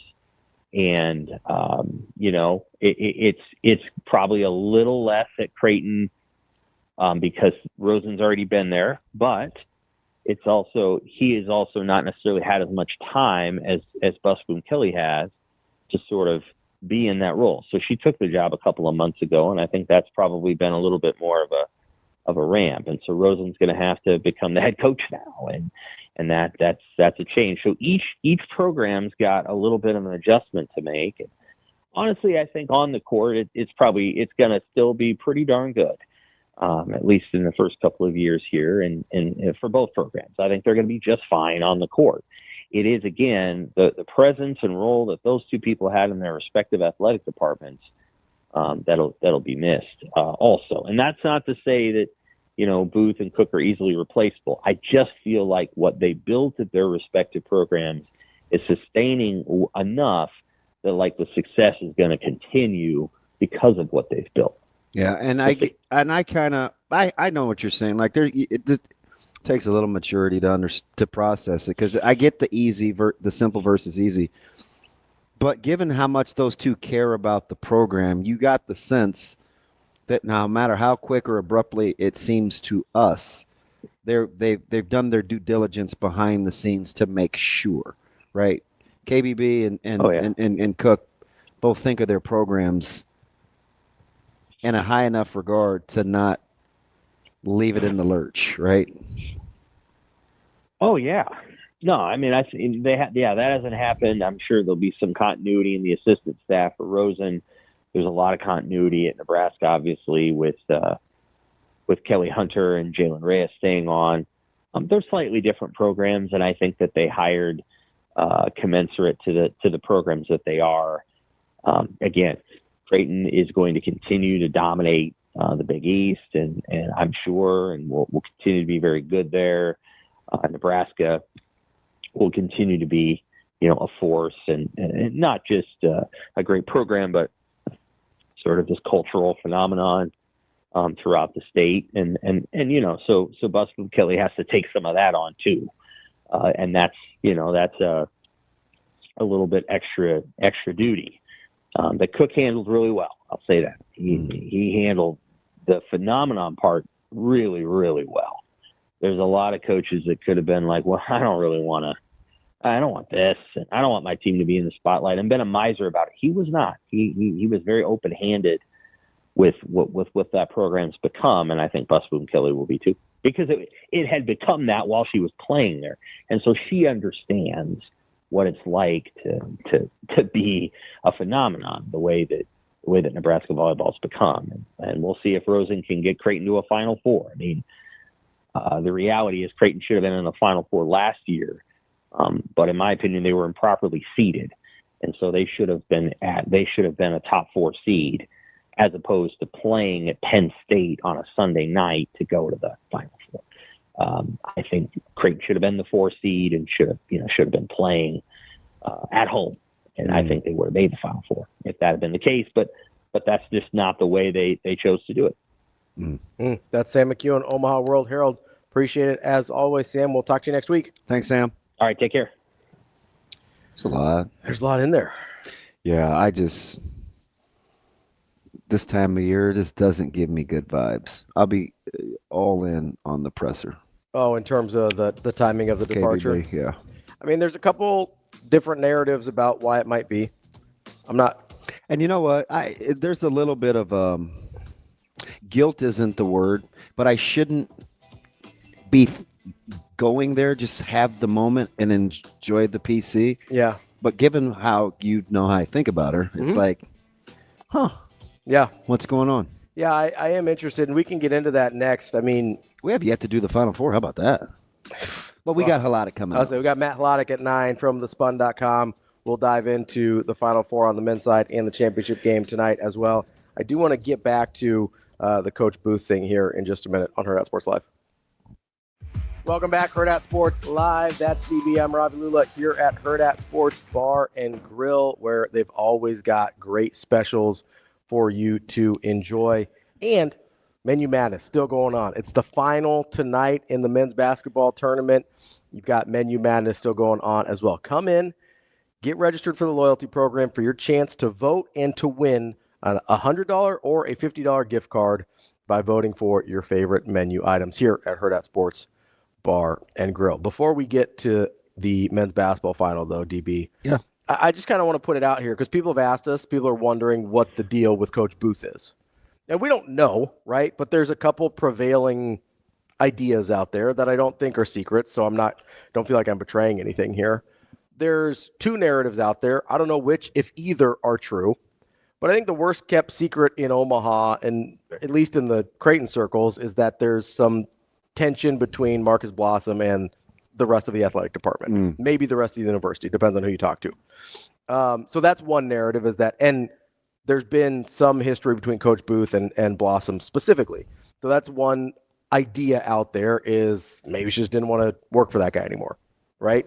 The other idea is that Brian Rosen was a highly sought-after commodity, and that rather than see him go to another school, Coach Booth took this time to say, hey, maybe it's time to turn the program over to somebody that I trust. I think both are viable, to be fair. I will say the Blossom one, if Sam is right and she does stay on in some capacity, the Blossom one does seem strange to me that she would stay on at all. No, it doesn't. Okay, explain. No, because you can love the program, and that's what fundraising is, without having to have like compromising. Yeah. Okay. They're completely different things. That's fair. Yeah. I mean, her passion and love for the program is immense. It's unmatched. Absolutely. Right. And she can go, and her and Raz can make a visit, that's vastly different than having that be your boss. Totally if that's fair. the thing. Totally fair. I do think the Brian Rosen thing is true also. And it might be some combination of both, right? Where maybe you don't want to have this person be your boss anymore, and you don't want to see the program lose out on an opportunity to hire somebody that you think would be a good steward moving forward. I think there's a men's basketball parallel to a certain extent as well, where I genuinely think that most people around the program want Al Huss to take over whenever Mac is done. Yeah. Right? I don't think that's a secret either. The question is, when will Mac decide he's done? And where will Al Huss be at that point? Because he's going to be a hot commodity, if he's not already, pretty soon here, coming out of High Point. So you kind of weigh timing versus situation versus who you want to take over the program. And you got a lot of moving pieces all of a sudden, both in men's basketball and in the volleyball program. So I'll be interested to hear her press conference today, see if we can glean any information. And you know what? Just knowing her, there's no way we're going to glean anything. She's just a high road. She loves Creighton. Nothing direct. Yeah, no, you're not. She's not going to bus roll anybody. But you might get some context. Yeah. You know, I mean, if it's because I don't think she's going to lie either, right? So if it is the way I expect it to be is if it's a administrative boss situation, whatever, I'm guessing she'll talk around it a little bit more. If it's a lot to do with Brian Rosen and giving him the opportunity, I imagine she'll talk about that more directly. Yeah. That would be my guess. So that's kind of what I'm going to be listening for. She's just not very old. No, but she's been doing it for a long time. Maybe it's the kid. Was she 04? 03 or 04. It's 22 years, so 03, 04 would have been her first year, I think. They allowed her to grow too. Yeah, well, most people don't get that kind of rope. Her only head coaching experience was junior college coming into this, but she also took over a program that was 3-23, so you have to give a little runway there. Yeah. And she took it and obviously turned it into a national volleyball power, which is incredible. Look at some of Raz's hires. Oh, I mean, no, not bad. Not bad at all. Flan, I think, was his first hire. Yeah, not bad. He went Flan, Mack, Booth. Yeah. Well, Flan, Booth, Mack, I think, in that order, and just home runs, just 3 home runs. Yeah, not bad. That's that'll get it done. I can't remember. I think he inherited service. Service was late 90s, which would have been Bruce. I think he inherited service. Yeah. So can't count him on the record either way. But that's not bad. Which, by the way, it's weird to watch these or see these games or watch them and these Creighton games. See Coach Service out with his grandson. That's like that's how I felt watching those guys practice coming out. Like this, I'm this little kid running around trying to figure out how they practice so fast. Yeah, it's been an interesting dynamic watching Creighton baseball this season too. Yeah. Steve asked why there always has to be a reason. There doesn't. I just think there is. I mean, everybody has a reason. Yeah, there is a reason. It doesn't have to be something. Do you mean it doesn't have to be anything nefarious? Sure. I agree with that. Yeah. But one of the options I gave you isn't nefarious. Like the Brian Rosen thing isn't nefarious. Yeah. That's hey, I've worked really hard to get this program into a place. I think if we don't get Brian now, we don't get him. So I'd rather have that than continue on. And I think one of her kids is about to start college. Like there's lots of positive reasons it could be, right? 100%. So there's always. I just was giving my man Steve context. No, for sure. There's always a reason, though. Yeah. There's always a reason. So that'll be interesting to see what she says today. I got a question for you before we get to. I get the times mixed up. We still have a little bit of a window before we get to he's not Hladik. 9. Yeah. When you're watching these games this weekend, how they ended up. Okay.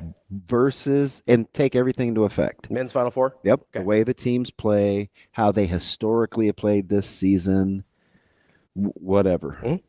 Were you more surprised that Houston didn't waver or melt down 14, or that however you looked at the Auburn, Florida turnaround late, who you gave credit to?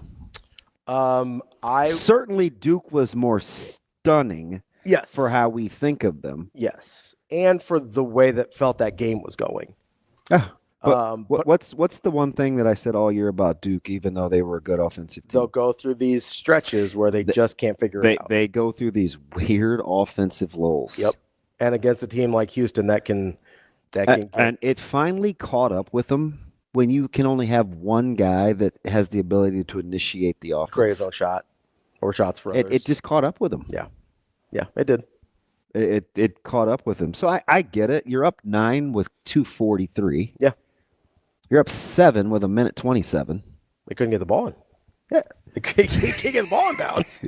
It's like, I get that it was like the easy answer is certainly Duke because of the meltdown. But that was so what Houston does. I would say that's who Houston is. Like Houston is steady, stay on it. It's just now you could make the case too that Auburn, when they've been bad, their second halves have been atrocious. Yeah. So I actually don't think either of them surprised me. Like as good as Bruce Pearl has been, I'm less likely to trust him and his teams in a high impact, high leverage situation. And vice versa, I kind of trust Kelvin Sampson almost implicitly. Like his teams. So do you think he just walks around for as much love as he has for his team, and his players have nicknames, and he can get emotional? My man doesn't appear to like anybody else or anything out there, except to the fellow coaches in the Big 12. Shout out his Big 12 brethren for getting them ready for their schedule.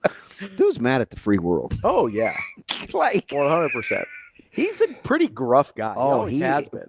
Especially for a lover. Like he loves his players. Yeah, but anybody outside of that, dude, he does not. Hey, no disrespect to Duke.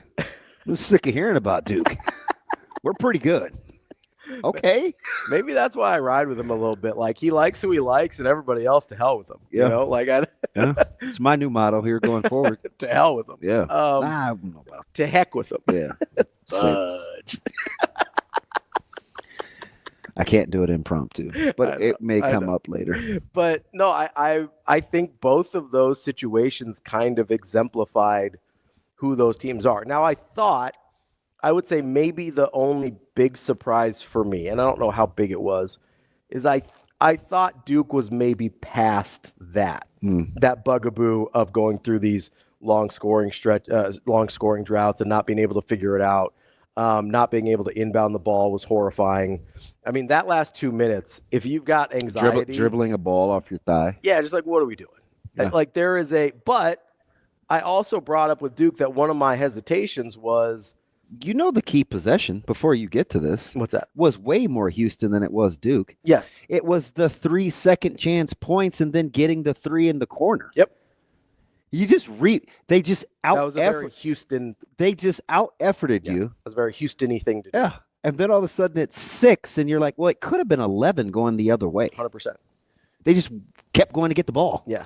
And that's why it felt like a very Houston Kelvin Sampson team thing to do.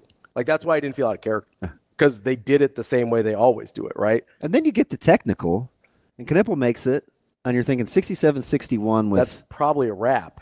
Right. Like when the technical happened, like that's a huge brain fart to swipe at the ball when the inbounders got it. Yeah. Huge brain fart. That's what we would do like in Little League. Yeah. It's this, I don't even know what he was thinking.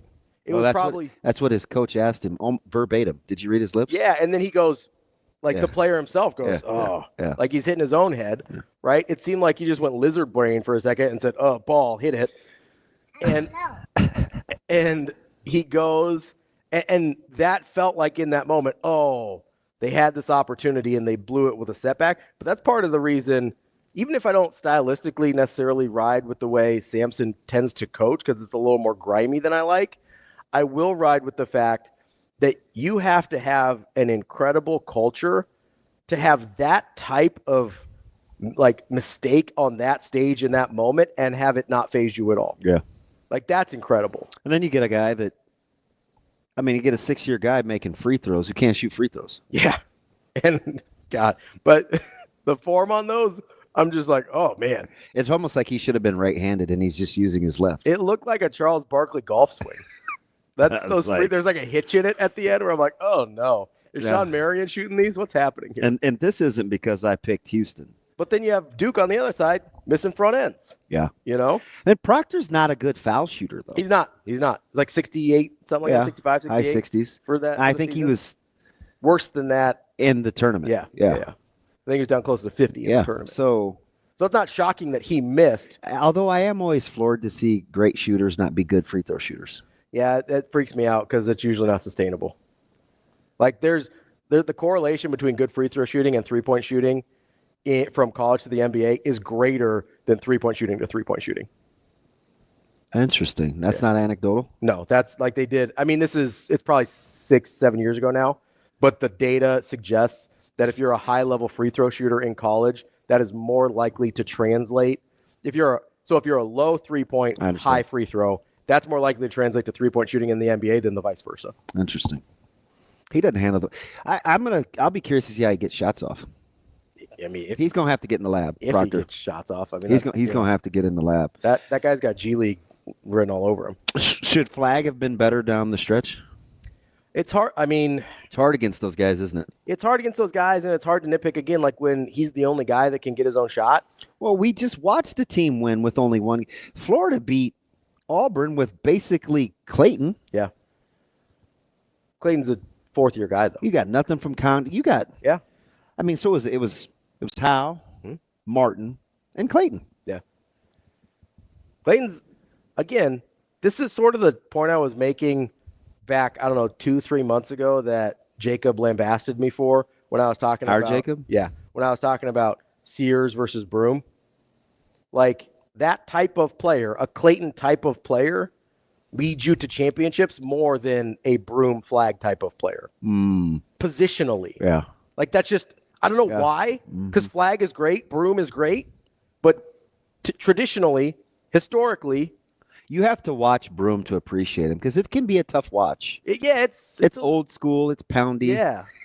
And it's definitely a different game than Flag, obviously. Right. But yeah. who's a much more like new school sort of hybrid big type guy. Crafty, can handle the rock. Yeah, like more of a shot creator, less of a low post guy. Like there's differences, but for whatever reason, positionally, the Claytons and Sears of the world have had more success leading their teams to championships. That's one thing I absolutely nailed about that game, though. Houston's front line is the type of front line that would neutralize Duke. Yeah. Is give them fits. That length. Like, honestly, they're so active. They're going to do the same thing to Florida tonight. The one that bothered me more was Malawak. Like, they needed Malawak to be better. Yeah. Well, watch what they do to Condon tonight. Yeah. But Duke doesn't have Clayton. That's the difference. I mean, they kind of do. But they don't. They do. He just is Cooper Flag. They have a guy that can take games over. They do. The problem with Flag is, though, there isn't enough action for him to get shots when when he doesn't have the ball. Yeah. Yeah. Clayton is a little different because he can, he can give and go, a little handoff, get it right back. Yeah. Well, and again, I think that's the difference positionally and contextually with the rest of the team, right? Yeah. Like there's Florida plays better off of Clayton. But Houston will beat Duke or Florida tonight. All right. No, they will. 1.5 point. I'm telling you, I'm getting. What? Yeah, Houston's a 1.5 point. Yeah, dog. yeah. Give me Houston every day that ends in one. What team is? Back of the hand. What team is I'm currently? telling you what's going to happen. They're going to bully Florida's front court, and they're going to play harder than they do. And Clayton may get his going hero ball. Mm-hmm. Somebody else has to help. I don't know if it's going to be Howe. I don't foresee it being Condon. Yeah. Elijah Martin's got a tough matchup. I mean, he's looking at a mirror image, maybe a better version than him on the other side. I'm telling you, Houston will beat them. And Florida was my pick till I got off of and went to Houston. I was like, Florida was your pick until. And I can only get second. Really? Yeah. I'm 1-1 pool, and I can only get second in the other. Because the dude that's ahead of he has Houston too, right? In our Hurrdat Sports Live? Yeah. Shane can be second. Or like ninth. Or ninth. Shane. Sugar Shane. Yeah, let's go Florida. I don't know what. I don't think I can. I'm at 11th right now, which the last couple rounds have been good to me because I was down in like the middle of the pack before that. Yeah. I don't think I can get much higher because there's a bunch of Floridas ahead of me. What team has the best streak right now in the last 2 minutes? Is it Houston? No, I would say Florida. That's the best what? I think it's going to come down the last 2 minutes. The last. Look at Florida's last 3 games. Yeah. Yeah. Their spurt ability down the stretch when it mattered. Yeah. Their closing time has been incredible. They're semisonic over there. It started with UConn. I mean, they have hit the light switch when they needed to. And that's why I have a hard time. Like I see. What was Denver Jones doing? I don't know, man. I don't know. Wow. That's why I have a hard time betting against Clayton. No, he's sensational. Like, I don't know. I've seen that dude or a version of that dude. And it takes a grown-up. Yes. And Clayton he's got 4 years. Yeah. It takes a grown-up to play against this backcourt. Like, I've seen a guy like that mold of a guy, carry his teams to national championships too many times. So the funny thing is, unless you're playing Houston, what's that? What I think is really hard to match is not just the intensity, but how mean-spirited they are in doing it. Like Emmanuel Sharp is going to be a nightmare for Martin tonight. He wants harm for you.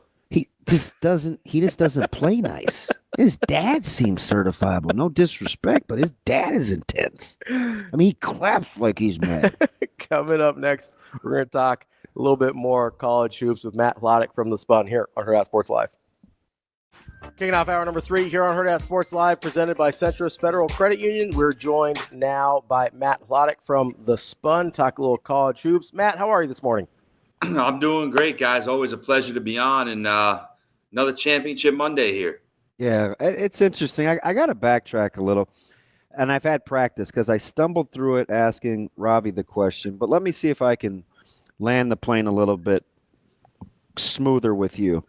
Given the outcomes of the 2 games down the stretch, which one do you think was most affected by the comeback team being most who they were? I think the answer is obvious to me. I think it's Houston over Duke. I just think that even though Duke had to kind of wet the bed a little bit too, as good as they were. They did, 100%. And I think that, if you look at that last 2 or 3 minutes of the game, and I'm sure you as a UNC fan kind of enjoyed that, they had about 10 or 12 things go wrong in that last few minutes span. Forget about the fact that they were up 14 with 8, 10 left or whatever. I'm just talking about after they took that 9-point lead, 64-55 on the flag 3, they had a whole bunch of things go wrong. And I think that Houston really, even though Duke blew some of that, Houston really affected the way they played because of the pressure. You knew that Houston, the full court pressure and how rattled Duke was getting the ball in bounds, and also the fact that Houston, we've seen this team, they are who they are at all times, and they are just going to keep coming. They're going to keep fighting. They're a tough team. And I think what struck me is that they really just kind of were who they were throughout that comeback. It wasn't like they went crazy offensively. Like, yes, they made some shots, but they kind of just played their game. It reminded me, brought back painful memories as a Rutgers alum of the comeback they had against Rutgers in the NCAA tournament a few years ago where they were down, I think, 8 with a few minutes left and came back. It was a similar thing. Like, they just kind of imposed their will on Duke. And I think that even though Duke gave away a lot of things, the fact that Houston, the way they hit the boards and got key offensive rebounds, the way they pressured the ball and forced key turnovers or just forced Duke to be rattled, the big block on Con Knippel's drive when instead of going from 6 to 8 with about 50 seconds left, which really it probably would have sealed the game at that After point. they inexplicably let the clock run. I couldn't believe it. Like, boy, they look like geniuses now. I know, yeah. I was watching that thinking, wow, this is playing right into Duke's hands. But, I mean, they were able to just really do what they did, and I think that it was a testament to their program. And listen, for years now, they've heard that they can't, win the big game or win a championship or there's a ceiling on how far they can go. And even the last time I spoke with you guys a month ago or so, I was questioning how deep they could get in the tournament if they had 6 games in them to win playing their style. And, that was a big question answered, I think, on Saturday night. Because I convince you, and I'm going to ask a leading question and if you can fend it off, that Auburn only scoring 27 points in the second half, the fact that they turned the ball over ridiculously, the fact that their shot selection, we've seen in their losses, as much as Clayton put on his cape, man, when Auburn is bad, this is exactly what they look like, isn't it? It is. And I think that there was a point early on in the second half where Auburn was up 49-40, and it was an inflection point. It could have gone either way, so to speak. And it looked like it was maybe going to get away from Florida, or Auburn needed like one more punch to get up, 13, 14 points and really take control. And Florida ripped off a 9-0 run. And from that point forward, it was back and forth for a little bit. And then Florida just wore them out and was the better team down the stretch. So I think that we've seen Auburn, as talented as they are, as many games they won, as many high-quality opponents as they beat. when they lost games, like you said, there were instances where they didn't look good at all. They didn't look sharp at all. And It's exactly what they look like. I'm like, have they not learned anything? the slow starts in the second half, the being careless with the ball, their shot selection, I get it. It's who they are. But at some point, it's like, hey, guys, just get a good one. You can get one. If you're patient, you can get one. It doesn't have to be the first contested spectacular shot, For sure. And I think that's one of the things that if you're an Auburn fan, you're probably looking back at that game on Saturday and that's what's going to stick, in your mind for this offseason, I think, going ahead, because this is one of the best teams they've ever had and was their best chance to win a title.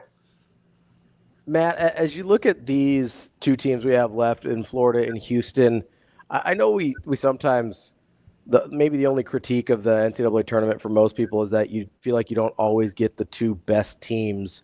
It kind of feels like we did this year. Like it seems like they kind of got it right.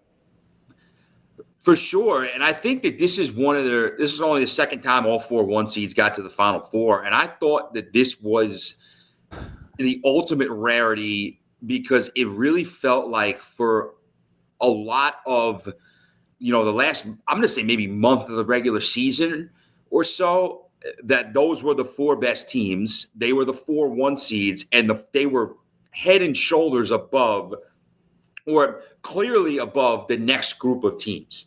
Because if you look at the other 2 seeds, like Auburn was clearly better than Michigan State. Houston handled Tennessee. Duke handled Alabama. So this was your top 4 teams. So I think that is a rarity, and that's why we got 2 great games on Saturday. And I think that obviously Duke or Auburn could have won the other night, and Duke came in as the top team in KenPom, whereas Houston and Florida 2-3. I think Florida was 2, Houston 3, however it broke down. But I think, if these aren't the top 2 teams, they're 2 and 3 or something like that. So I think you got a classic matchup tonight potentially. Let me go back before we cap this, and I want to talk about some guys in the portal for a second, Matt. There's a lot of them. Were you surprised that even you mentioned the 3 with the little dribble handoff and the little pin step back for flag, where they finally initiated getting him a shot where he didn't have to handle the ball?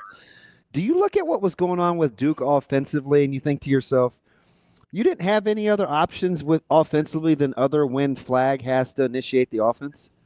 Well, that was a great look. It was a great look, and I thought the last good possession they had. Really, yeah. And to me, I think that they made it work all year because they had a lot of talent offensively. But the one kind of glaring spot that this team was missing was a true point guard. They had a couple of different guys that could handle the ball and could kind of initiate the offense in certain, throughout the game. But I'm talking about a guy like a Walter Clayton, like an LJ Cryer, that you kind of give the ball to when you need a play, or if your team's in it deep at the end of the game, and you can turn to this guy and say, "Hey, we trust you to have the ball in your hands, make the right read, make the right play." Cooper Flagg was that guy. We saw it in the Sweet 16 against Arizona. When Arizona made that run in the second half, they were just giving the ball to Flagg and having him handle the ball, bring it up court. That's what they went to. And I think the other thing that concerned me about Duke going into the ACC tournament, and this concern was a little bit alleviated when they won without Flagg, is that the 3 close games, truly close games they played during the regular season, they lost all of them. They lost to Kansas, Kentucky, and Clemson, and it came down to the final possession or 2. And I think that's what you saw the other night. Now, listen, should it have come down to that? No, they should have been able to close that out. But when it did come down to that, they kind of, John Shire froze up a little bit, maybe, so to speak, and said, hey, Cooper Flagg, go bail us out, make a play. And it's tough to do that, as talented as he is.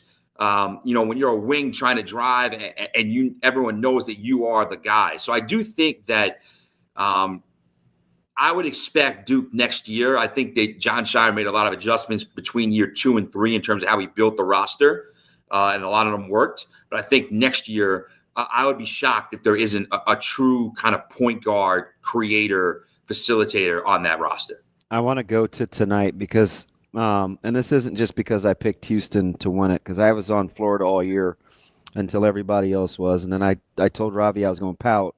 I'm just going to take a different team now. I hope, And so saying all that, I look at this as Houston will have the ability to bully Florida's front court. They are a little finesse. They're pretty interchangeable. I understand that, but I don't know if Florida's front line can match Houston's energy in the paint. How much will a guy like Creighton, given how Houston plays, how much will they be able to offset that, or will it be a factor at all? If you think I'm right.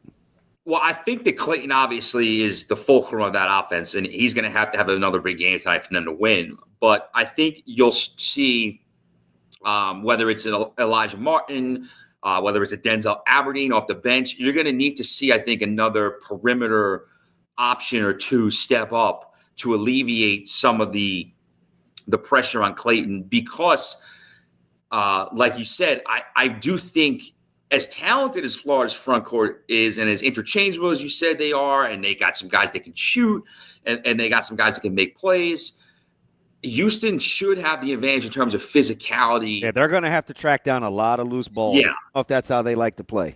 And I know that Florida has played the best of the best in terms of athletes and in terms of teams coming out of the SEC and even just beating Auburn on Saturday night.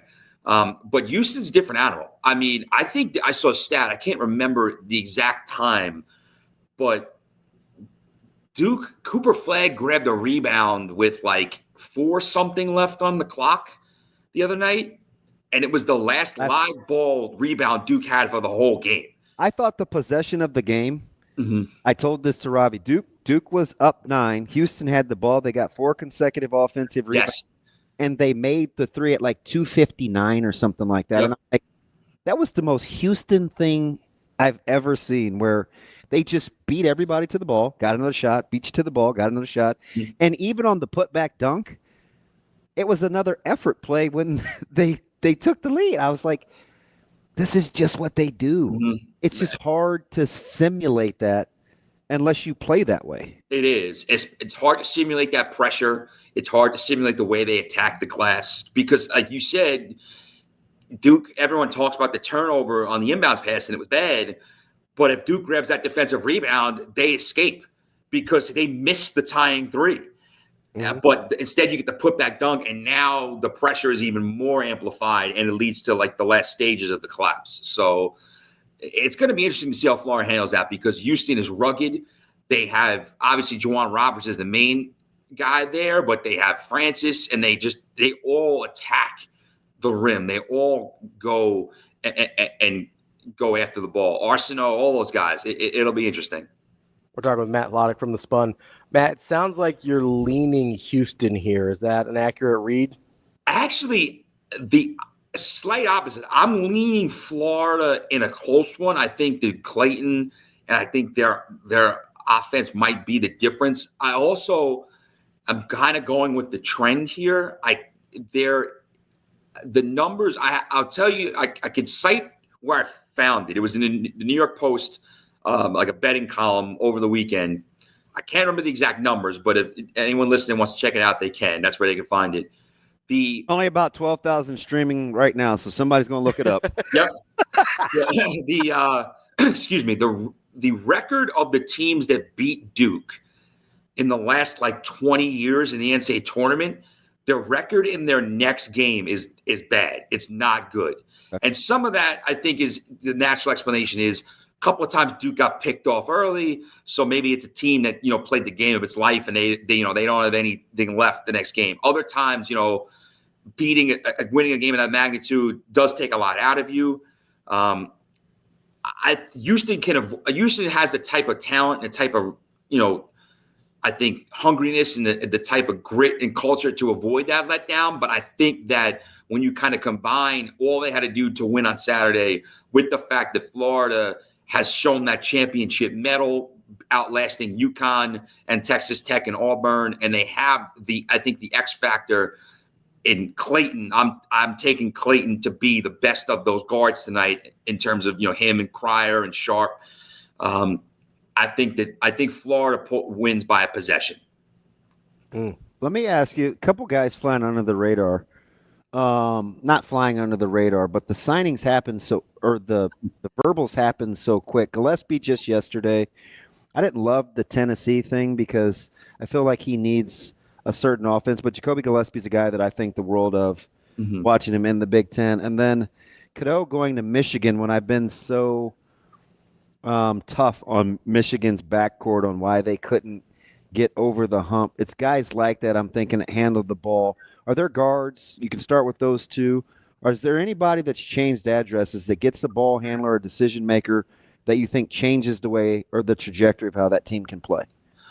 I think one thing you mentioned that interesting is how guys just, spots just are interchangeable. Like Trey Donaldson is gone and they bring in, Elliot Cadeau. Like, it's just like, 1 4 or 5-star recruit or transferred in from a big program. He leaves to go again. And now you bring in, another guy in that mold. Cadeau will be interesting because of, he's not a great shooter. But I do think the facilitating aspect of it for Michigan will be a plus, especially with some of the other guys they brought in, Morris Johnson and I screw up his name. The kid from UAB, not Luxembourg. It's I mess his name up, but he's one of the top players in the portal. Gams, go ahead.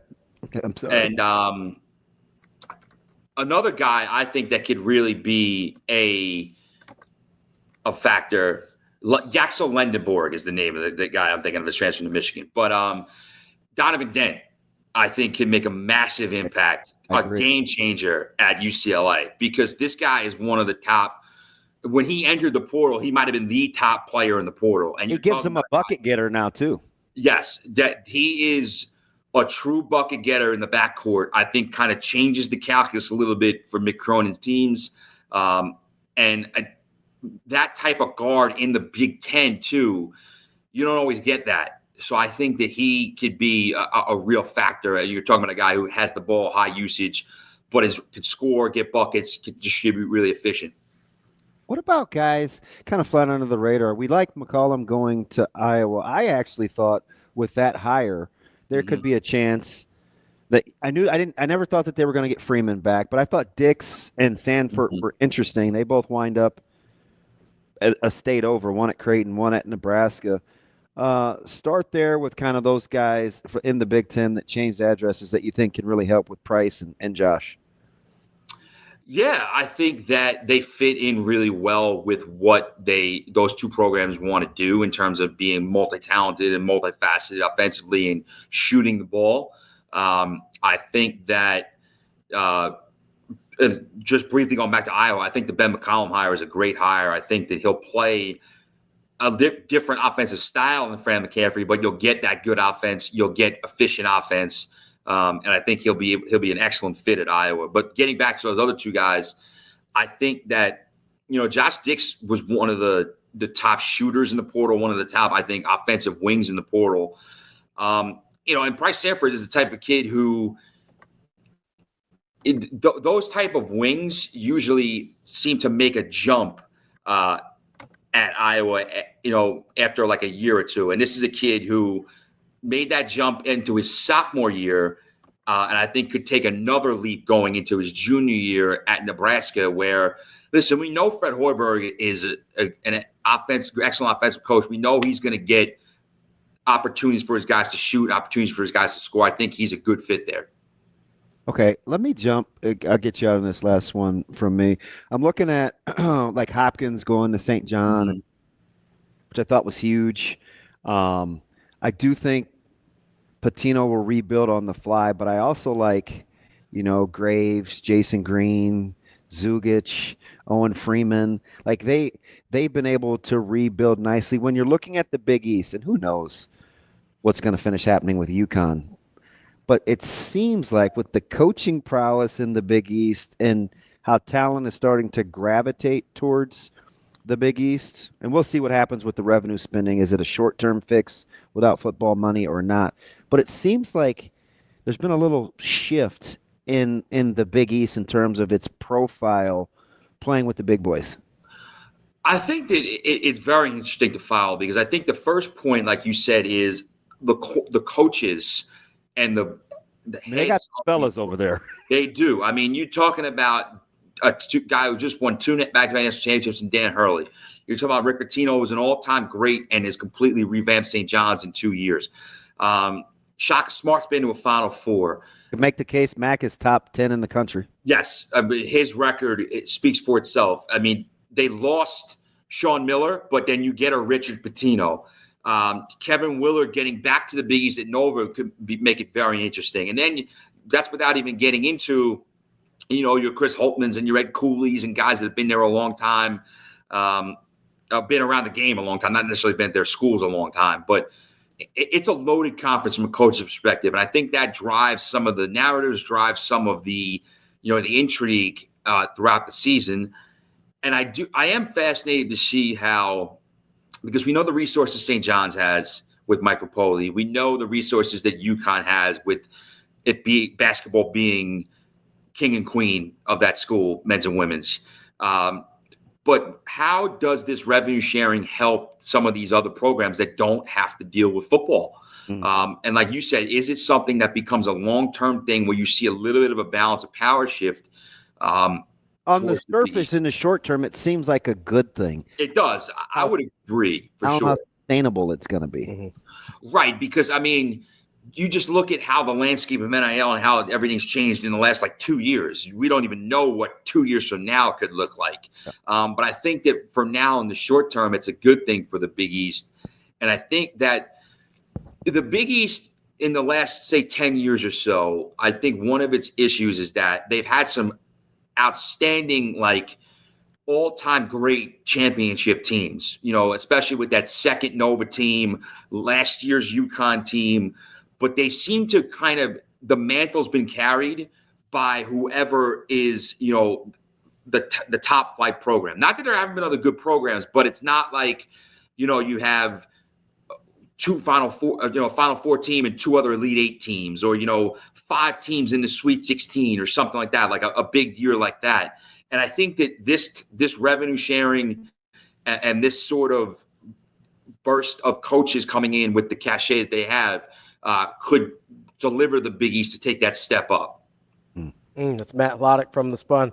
Last chance to change your mind. Florida by a bucket tonight? Yeah, I'll go Florida 72-69. There you go. That's going to be about right, too. I like the total. That's pretty good. I'll take the other team, though. That's Matt Hladik from the Spun. Matt, we appreciate it as always. Enjoy the game tonight. Thanks, Matt. You too, guys. Always a pleasure. Our guy, Kenny Pomeroy's got it 72-71.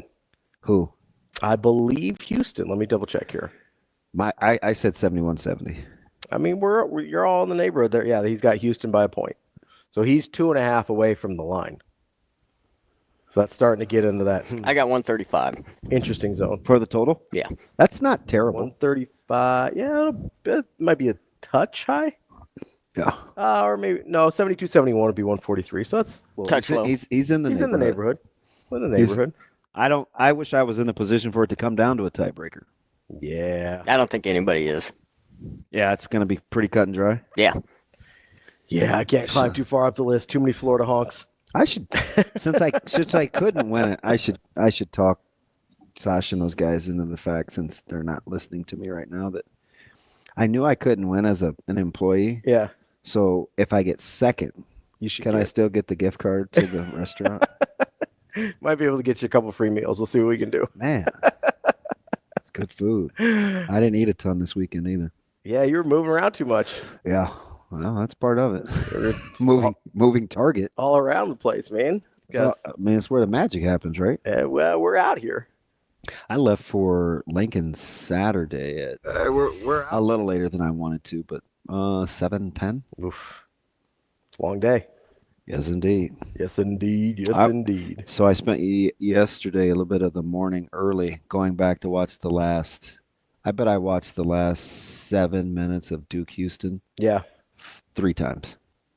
Because I didn't know which point may come up. Because there were several key things, like inflection points, that I think were all bigger than the foul call on Cooper Flag. Yeah, I mean that's the easy one to point to, but there were. I mean, I go to inbound the basketball. You just gotta be able to inbound the basketball. Make the front end of a 1-to-1. Yeah. Which one do you think's easier? Should be easier to inbound a basketball. I understand pressure in that spot if you're not a good free throw shooter. Like, it's easy to be like, oh, just make the front end, So when they took the first time out and they got the mulligan, did you think they would use somebody other than Zion James? I thought they might. A lot of times you'll see that somebody a little height. Yeah, maybe a little height, or that is just different. It seemed like James was a little uncomfortable in that position. Yeah. So even if you're like, hey, typically he's a better passer or he's got enough size or whatever, sometimes you just need to put somebody else in there. Like Kadari Richmond inbouncing for St. John? Yeah, a little bit. I was giving you the real-time play-by-play. I said, let's not act like – remember that? Yeah. I pay attention to stuff like that. Yeah. Sometimes being a good inbounder is having the courage to just throw the ball. To let it go. Yeah. Because there were times where Zion James needed to let the ball go, and he didn't. It's kind of like being a quarterback. You get a little too precious with it. Sometimes you got to let it rip. Yep. Coming up next, let's make our picks, our official picks. You got it, man. Do a little bet on it. Maybe you got a little baseball for us too. Who knows? Yeah, I don't know. We'll see. We'll see what we got into. That's DB. I'm Ravi Lulla. It's Hurrdat Sports Live. Welcome back, Hurrdat Sports Live. That's DB. I'm Ravi Lulla here at Hurrdat Sports Bar and Grill, reminding you that there's always something more you can learn about finances, no matter what your goals are. Buying a home, saving for something special, or just working on a budget. Centris Federal Credit Union makes learning about these things so much easier and, dare I say, maybe even enjoyable. They've got an online financial education center which helps to enrich by offering free tools and resources to their members. It's centrisfcu.enrich.org to start enriching your financial goals and your financial knowledge. Federally insured by NCUA. It's centrisfcu.enrich.org.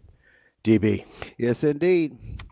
Might try and enrich myself with a couple bets tonight. Am I talking you into? I don't want to talk you into anything. No, I'm because these are the two teams that I said all year. So this is not Rockets. This isn't the newsflash. I'm staying on Florida. Although you will give me credit that I like Houston more than most. Oh yeah, for sure. Yeah. All year, and then you switch late because too many people like Florida. But you've been on Houston for a while. I will say, I don't particularly. You don't like the way they play? Yes, it's an aesthetic thing for me. That's why I will go Florida over Houston. But can I just say something? Yeah. They do shoot it better than you act. No, it's not just okay. So it's not just the shot making that helps. The freedom of movement. Yeah, but I need it's the way the shots happen. It's the way they don't allow. And again, it works. So I'm not, hear me out here. You win how you win. It's fine. But in terms of just watching and for my enjoyment, they make games uglier than I like to watch. Yeah. Right. Oh, I've been there. I would have loved to have watched a Florida Duke game. That would have been just pure joy from a basketball watching standpoint. These are probably the two better teams, right? So I don't have a problem with it.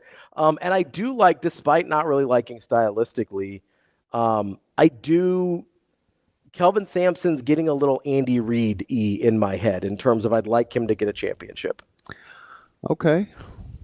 You were like that with Reid? Oh, yeah. That was the only,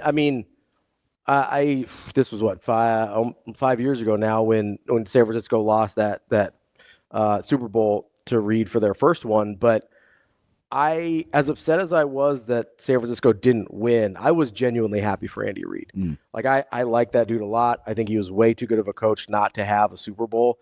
And I didn't like the way he got talked about for not having a Super Bowl. That's as much as it is anything else. And I do think for the way that Kelvin Sampson got sort of railroaded with the Indiana situation, and we weren't over some phone calls, over text messages. Yeah, it was legal like 6 months later. And listen, I get you play by the rules. Maybe that's why he's mad. It could be. I'd be mad still. I kind of am on his behalf, honestly. Like, this is a thing that, first of all, and I understand everybody doing it's not a good reason, but it's weird to single out one guy when it is a widespread issue, right? Mm-hmm. It's everybody. It's weird. It feels sort of vigilante-y. Do you like Trev's guy that he got? We needed to do something. That's not Chris Beard. Wow. Could be a good thing. Who knows? Wow. I'm just saying. You're not even in on Beard. I'm not. But when you take a swing like Beard to end up with the SoCon Coach of the Year feels a little different. You know what I mean? Yeah. Might be his kind of guy, though. Just might be a little different. That's all I know. Wonder how A&M fans are feeling this morning. Trev still has a chance to give us one of our greatest gifts. What's that? Coach Rule. Well, I was gonna say Dannon. A lot of great ones don't have a whole lot of hobbies. Touche. That's wow. fun. I should have seen that one coming. No, I mean you're right. Like I have to give. That's wow. So childish. I have to give Trev credit for bringing us Coach Rule. Yeah, I do. That's that's probably the best thing he did here. Are you so stylistically, what's the total tonight? 140.5. And the hook, so 70 is about right. 70, 69, 71, 70. Man, I don't know. Ken Palm has 72, 71, so that'd be a slight over. I think Elijah Martin's going to have to be big. He's my X factor. Mm-hmm. Because I think they both really only want to play 8. I'd say so. And Arsenault is probably the last at a good 7. Mm-hmm. No, I mean, Houston can play 8. They will play 8. Can Condon be good enough? Like if Condon's good, so does that change things? He's got such a tough defensive matchup. Yeah. Like if he finds a way to be good tonight, does that change how you feel? Yes. Yeah. They need to find some easy points. Yeah. Because for all of Clayton's accolades, that's a tough way to live, is to ask him to make. Watch how Houston can scramble and recover. Oh, I know. You just don't get a lot of free-flowing, good open looks. Yeah, they don't. Easy buckets are not a thing that Houston gives up a lot of. Something to keep an eye on is you got to keep Florida off the foul line. I mean, they shot 30 free throws the other night against Auburn. Yeah. Now, I think they only made 20 or 21 of them, but I mean 21 of 30, because I think that's what it was. It's still too many. Still too many free throws. Mm-hmm. So you got to keep the Gators off the foul line too. And Houston's a little middle of the pack in terms of putting people on the foul line. So that could be an interesting place where Florida, like if you're talking about easy points and you can't get it within the flow of the offense, that might be the place where you're getting your easy points. And there'll be some tough shots made. Yeah. Because it's not gonna come easy, but we did get a little bit of an earlier start time. Was it they moved it up half an hour? Is it 7:50? It's still too late. So it is 7:50 is too late 7:50 on a Monday night. Yeah. So we're out here. We'll be out here. Yeah. Doing a little late night. Better than the 8:30. The 8:30 was terrible. It's bad. Or 8:20, whatever it was. It's bad. We're out. Awful. Yeah, we are out here. I mean, 7:30 is about as late as it needs to be. I prefer a 7. So you're looking at what? 10:45 for the ball is tipped. Yeah. The ball is tipped. Probably. Yeah. Yeah, because you're going to have a lot of post-game, on-court, whatever. I don't understand. Do you like the Hill Raftery Eagle? It's not bad. I don't have a problem with it. I think Iron Eagle gets a lot of hate. He doesn't bother me too much. No, it doesn't bother me. I don't have a problem with him. I mean, clearly Raftery's lost his fastball, but I'm not crying over He's that. still fun. I mean, like I like hearing him, even if he's not the guy he used to be. Yeah. Like there's a sort of a nostalgia to it. Everybody likes to hear straight up man-to-man, right? Coming out in the Miniman. Getting the puppies organized. With Lucas. Hey, can I ask you something real quick about hoops? Yeah. How I asked you Friday, did the tournament final change? How quickly did Brice move to the number 1 pick for you in Nebraska basketball? Ooh, like still behind Lou. Like history? Is he a top 3 pick now? So Lou's 1. Is he? For me. I'll take I thought you'd go with a shooter like Pike. So I think Pikowski's 2 for me. I like Lou. Would you still play through the post and go get hopping? I don't know. I didn't see Hoppin really, so it's hard for me. And you know that you have to kind of guard 1 through 5 now too. Yeah, so it's kind of hard for me to put too much stock there, even though I know he was great and the numbers are incredible. I probably go Lou, Piatkowski, then Williams. But I'm not going to fight you over 2 and 3. I probably would fight you over Lou at 1. Yeah. Okay. Yeah. I think greater team success, and I'll take the point guard. I'll take the point guard. God, Brice he's really good. He's really, really good. He's really good. And you know what else I feel good about? What's that? And I may not be right, but I'm close to being right in that discussion. When we were talking about pro prospect. Right? And I was having to kind of con you into it. I still don't think he gets drafted. No, I imagine you'll hold your ground. Yeah, I mean, listen, he's a guy because he's not elite level enough of a ball handler or an athlete. I think he's better than you think. And he's bigger than you think. He's big, so that helps him a lot. Being 6'7" helps him a lot, right? If he's a real 6'7", that helps a lot. And all he's gonna do is get in the gym. That's fine. But if you're not an elite as a wing in the NBA, if you're not an elite level ball handler so you can shot create, or an elite level athlete, you're gonna have a little bit harder of a time because he's not an elite level shooter. Good shooter. Good shooter, not an elite shooter. His mid-range game is pretty elite. His mid-range game is very good, but that's also the thing the NBA cares about the least. Well, I don't know now.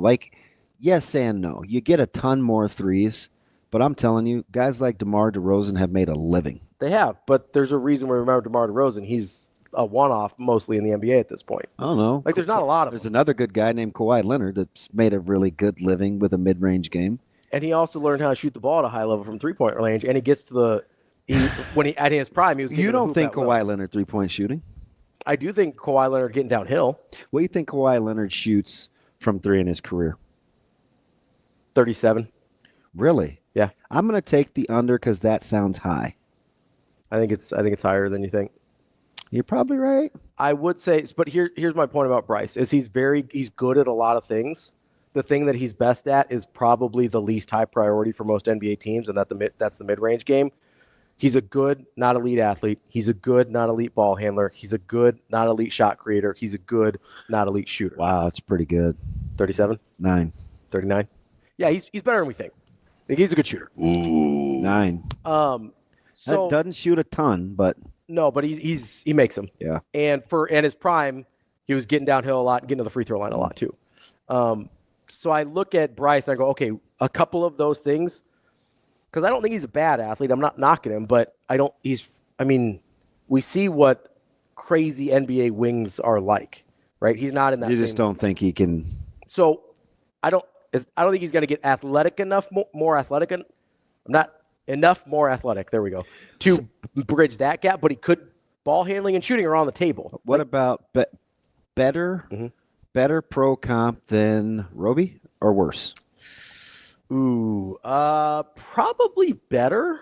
Banton, better or worse?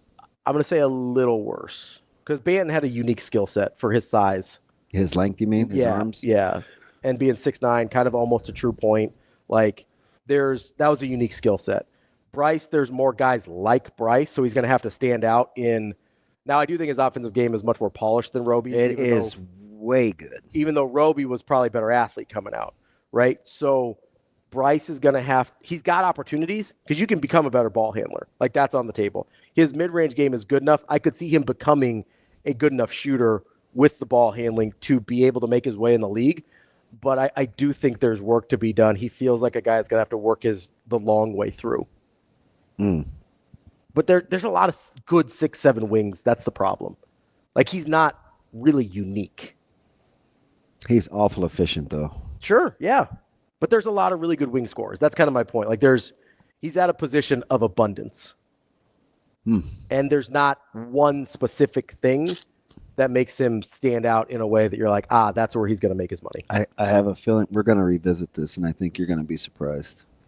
Listen, I hope. And it's primarily, and not that I'm overly disagreeing with any one facet.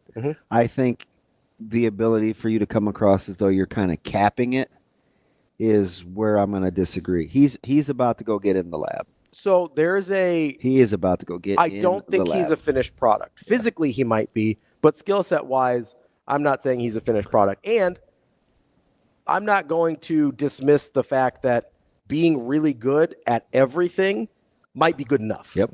But typically, deceptively good defender. Typically in the NBA, good length. You have to have an elite skill to stick.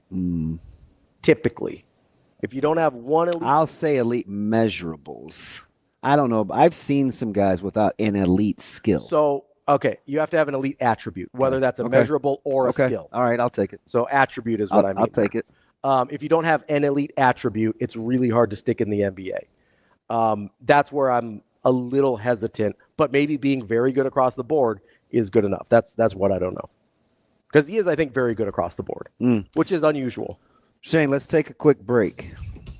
I'll see. Do you want something other than basketball? We can do whatever. All right. We're out here, right? I got you. That's where the magic happens. That's DB. I'm Ravi Lulla. We'll wrap up the show next here on Hurrdat Sports Live.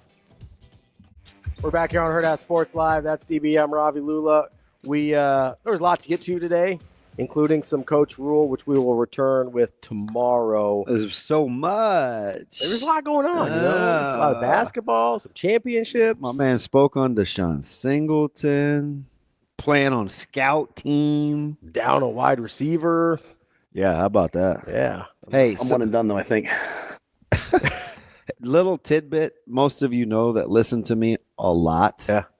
If I don't talk about a guy, it's a good chance. Probably not much to talk about. It's a good reason for that. Right? Whether it's, Malachi Coleman, whether it's Hardley Gilmore, whether it's player X. If I don't openly bring them up, there's probably something to it, which is unfortunate. Hopefully, wishing Hardley the best. Yeah. And I had to listen to all the dumb jokes this weekend. Hardly Gilmore, hardly knew you. Yeah, it's sad, right? You want people to flourish. Yeah, no, I hope he finds a landing spot and a place that's a good fit for him, and wish him nothing but the best. But obviously, this wasn't the place. I did my best, but I guess my best wasn't good. I will say I do feel for him a little bit. He's just so young. Mm-hmm. That's the thing. Like he's so young across the board. Yeah.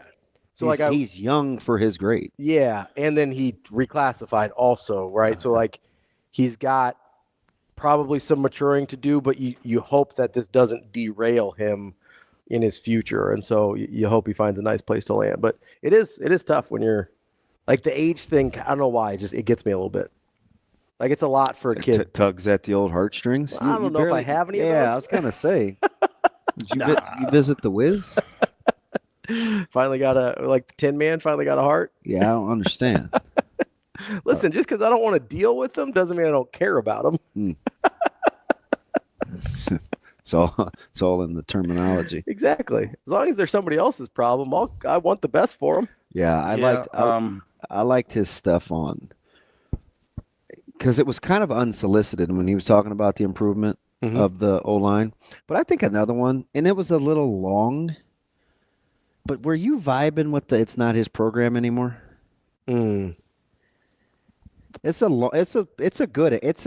Yeah. It's kind of chunky. I want to get into that tomorrow. We will for sure. I don't know. There's a lot in there, and I don't know totally if I buy it. Does it seem early for the handoff, or he thinks he's ready? It seems early. It feels early to me. So not so much from the player standpoint, which is kind of what he was talking about, but I would have, the coaches are still coming together too. Yeah, it's a new staff this year for the most part. Although they spent most of their time with each other at the clinic. Now a highly experienced staff. Yeah. Right? You don't have, that's kind of the big difference between the first iteration and the second, right? Is you had a lot of younger guys stepping into roles that maybe they hadn't had before. Even Tony White didn't have a ton of track record as a defensive coordinator. Obviously, Garrett McGuire. But you had Dvorak was a young guy. Speaking of which, so he and Snow both sat in on Coach Butler's install, player packages and simulated pressures. Yeah. Which lets me know. I mean, both had Well, Coach Brad was in there too. Mm-hmm. He had his iPad. One guy has his notebook. Well, and the other two had notebooks. So I'm like, okay, they're still learning. I like stuff like that. Yeah. When other coaches spend the time, because that could be some downtime. I mean, the sessions are kind of long. Mm-hmm. Like you could go get some other work done, but they're dialed in. Yeah. Yeah. Yeah. So I don't know. It feels a little premature to be like, but Premature stipulation. yeah, you never know. Feels a little premature on the handover, but maybe there's dynamics at play there that I'm not aware of. That's certainly possible. I would take that Indiana game and just flush it down the toilet. Flush it. We need a toilet sound emoji. Just flush it. For most of Ravi's takes too. I'm surprised you don't have one, Shane. That seems like a Shane type of noise effect. Yeah. Most definitely. Like A toilet flushing Yeah. emoji. Seems like he's got not an emoji. I mean, whatever Yeah, you call them. yeah. A little sound effect. Yeah. Yeah. Yeah. Pressing. awesome. No, I'm excited to dive into Coach Rule's stuff. Shane, don't forget we need a golf guy. Oh yeah, Masters this week. Yeah, Coach P and DSU. He was talking about wanting to do everything with excellence and to be excited to do it. Yeah. But he's a big golf guy. Mm-hmm. Yeah, I'm on my 8-bet. Yeah. And he's like, yeah, my wife, he's got this great voice. Mm-hmm. My wife's going to, want me, I'm going to have my honey-do list. But the Masters is on. So you know what I'm going to do? I'm going to press record on the Masters and I'm going to go attack that yard. It was just funny. I was like, oh, well played. I mean, For sure. I can't imagine the yards in North Dakota are any greener than they are here. I mean, now. he's yoked. He's like a little squatty body. I have got to see that dude swing a club. He could probably wait another week on the yard. You'd think it You is think? the Masters. I mean, I'm usually at some summer basketball tournament in KC. So yeah. What are you gonna do now? watch the Masters. I remember I listened to Tiger Woods win on the air coming back on a Sunday. 19? 19? Yeah. Yeah, it was his last one at Yeah. Augusta, which seems like eons ago. 6 years. Yeah. It gets listened away to from that. you. So it is what it is. It's the power of satellite. Dave Matthews. I thought you were doing like a. Nope, I have to tell you now because you always pick the wrong version of the song that I'm doing. I do. I thought you were going POD on me. Who? POD? Who were they? You don't remember them? POD? POD. POD. It's a band, early 2000s. Man. They had a song called Satellite. I think their album was called Satellite, actually. POD. They had a lot. Yo, I bet you know Youth of the Nation. We are Youth of the Nation. You know that one? I don't think That so. seems right up your alley. Yeah, probably not. I thought I only like ballads. It's a little ballady. Yeah. So I'm going to take your 1.5. Okay, you're going to take my 1.5. Only because I get movement in case Yeah, Florida wins by 1. whatever. It's fine. Even though I think Houston wins. I'll say you think Houston wins outright. Well, it's only 1.5, so it's not. Yeah, just take the money line. Get a little plus. Get you a little That's plus trickle money. down effect. I like insurance because I could see it being a 1-point game. Get you a little plus money. I like insurance. Yeah. But I'll give you another one with my man John Tallman's Rangers Okay. going to Chi-Town, taking on the Cubs. Mm-hmm. I think it's Evaldi versus Steele. Ooh, okay. Love me some Nathan Evaldi. Give me Steele. All right, hater. Take the Cubs. Take the Cubs at the house. Might be a little too cool for the old Rangers out there at Wrigley. Speaking of the Cubs, have you heard from Burrs? Is he alive? I think he's alive. Okay, good. Made it he has, back? he has very few guts. Back to back. Very few guts left. Was he sick the whole trip? No. Okay. He shook it off. He shorted up. He's competitive too, so he'll rally. Yeah. Yeah. It's hit that. I don't think he ate as well as he normally does when Yeah. he's there. They normally hit a couple good spots, so he had to chill. But hit that Pepto and kept on pushing. What did he eat? we didn't get into it. Yeah. We had to have one. Anybody that's taken 4 chewables in 40 minutes, though, is asking for trouble. Yeah. My man was probably backed up a little bit when he got home. You're going to have to go home and take just the opposite now. I was going to say, got to find that balance, Remember I got that 15-day cleanse? You got to give something to him. I was terrified to do it again. I'm not wasting another 3 hours in the middle of the night again. 3 hours. That's aggressive. Micah goes, who are you talking to? Gods. Myself. Help. Somebody help. Help. or this famous one. I knew it. Why did I take it? It's $1 million question. We'll be back tomorrow on Hurrdat Sports Live.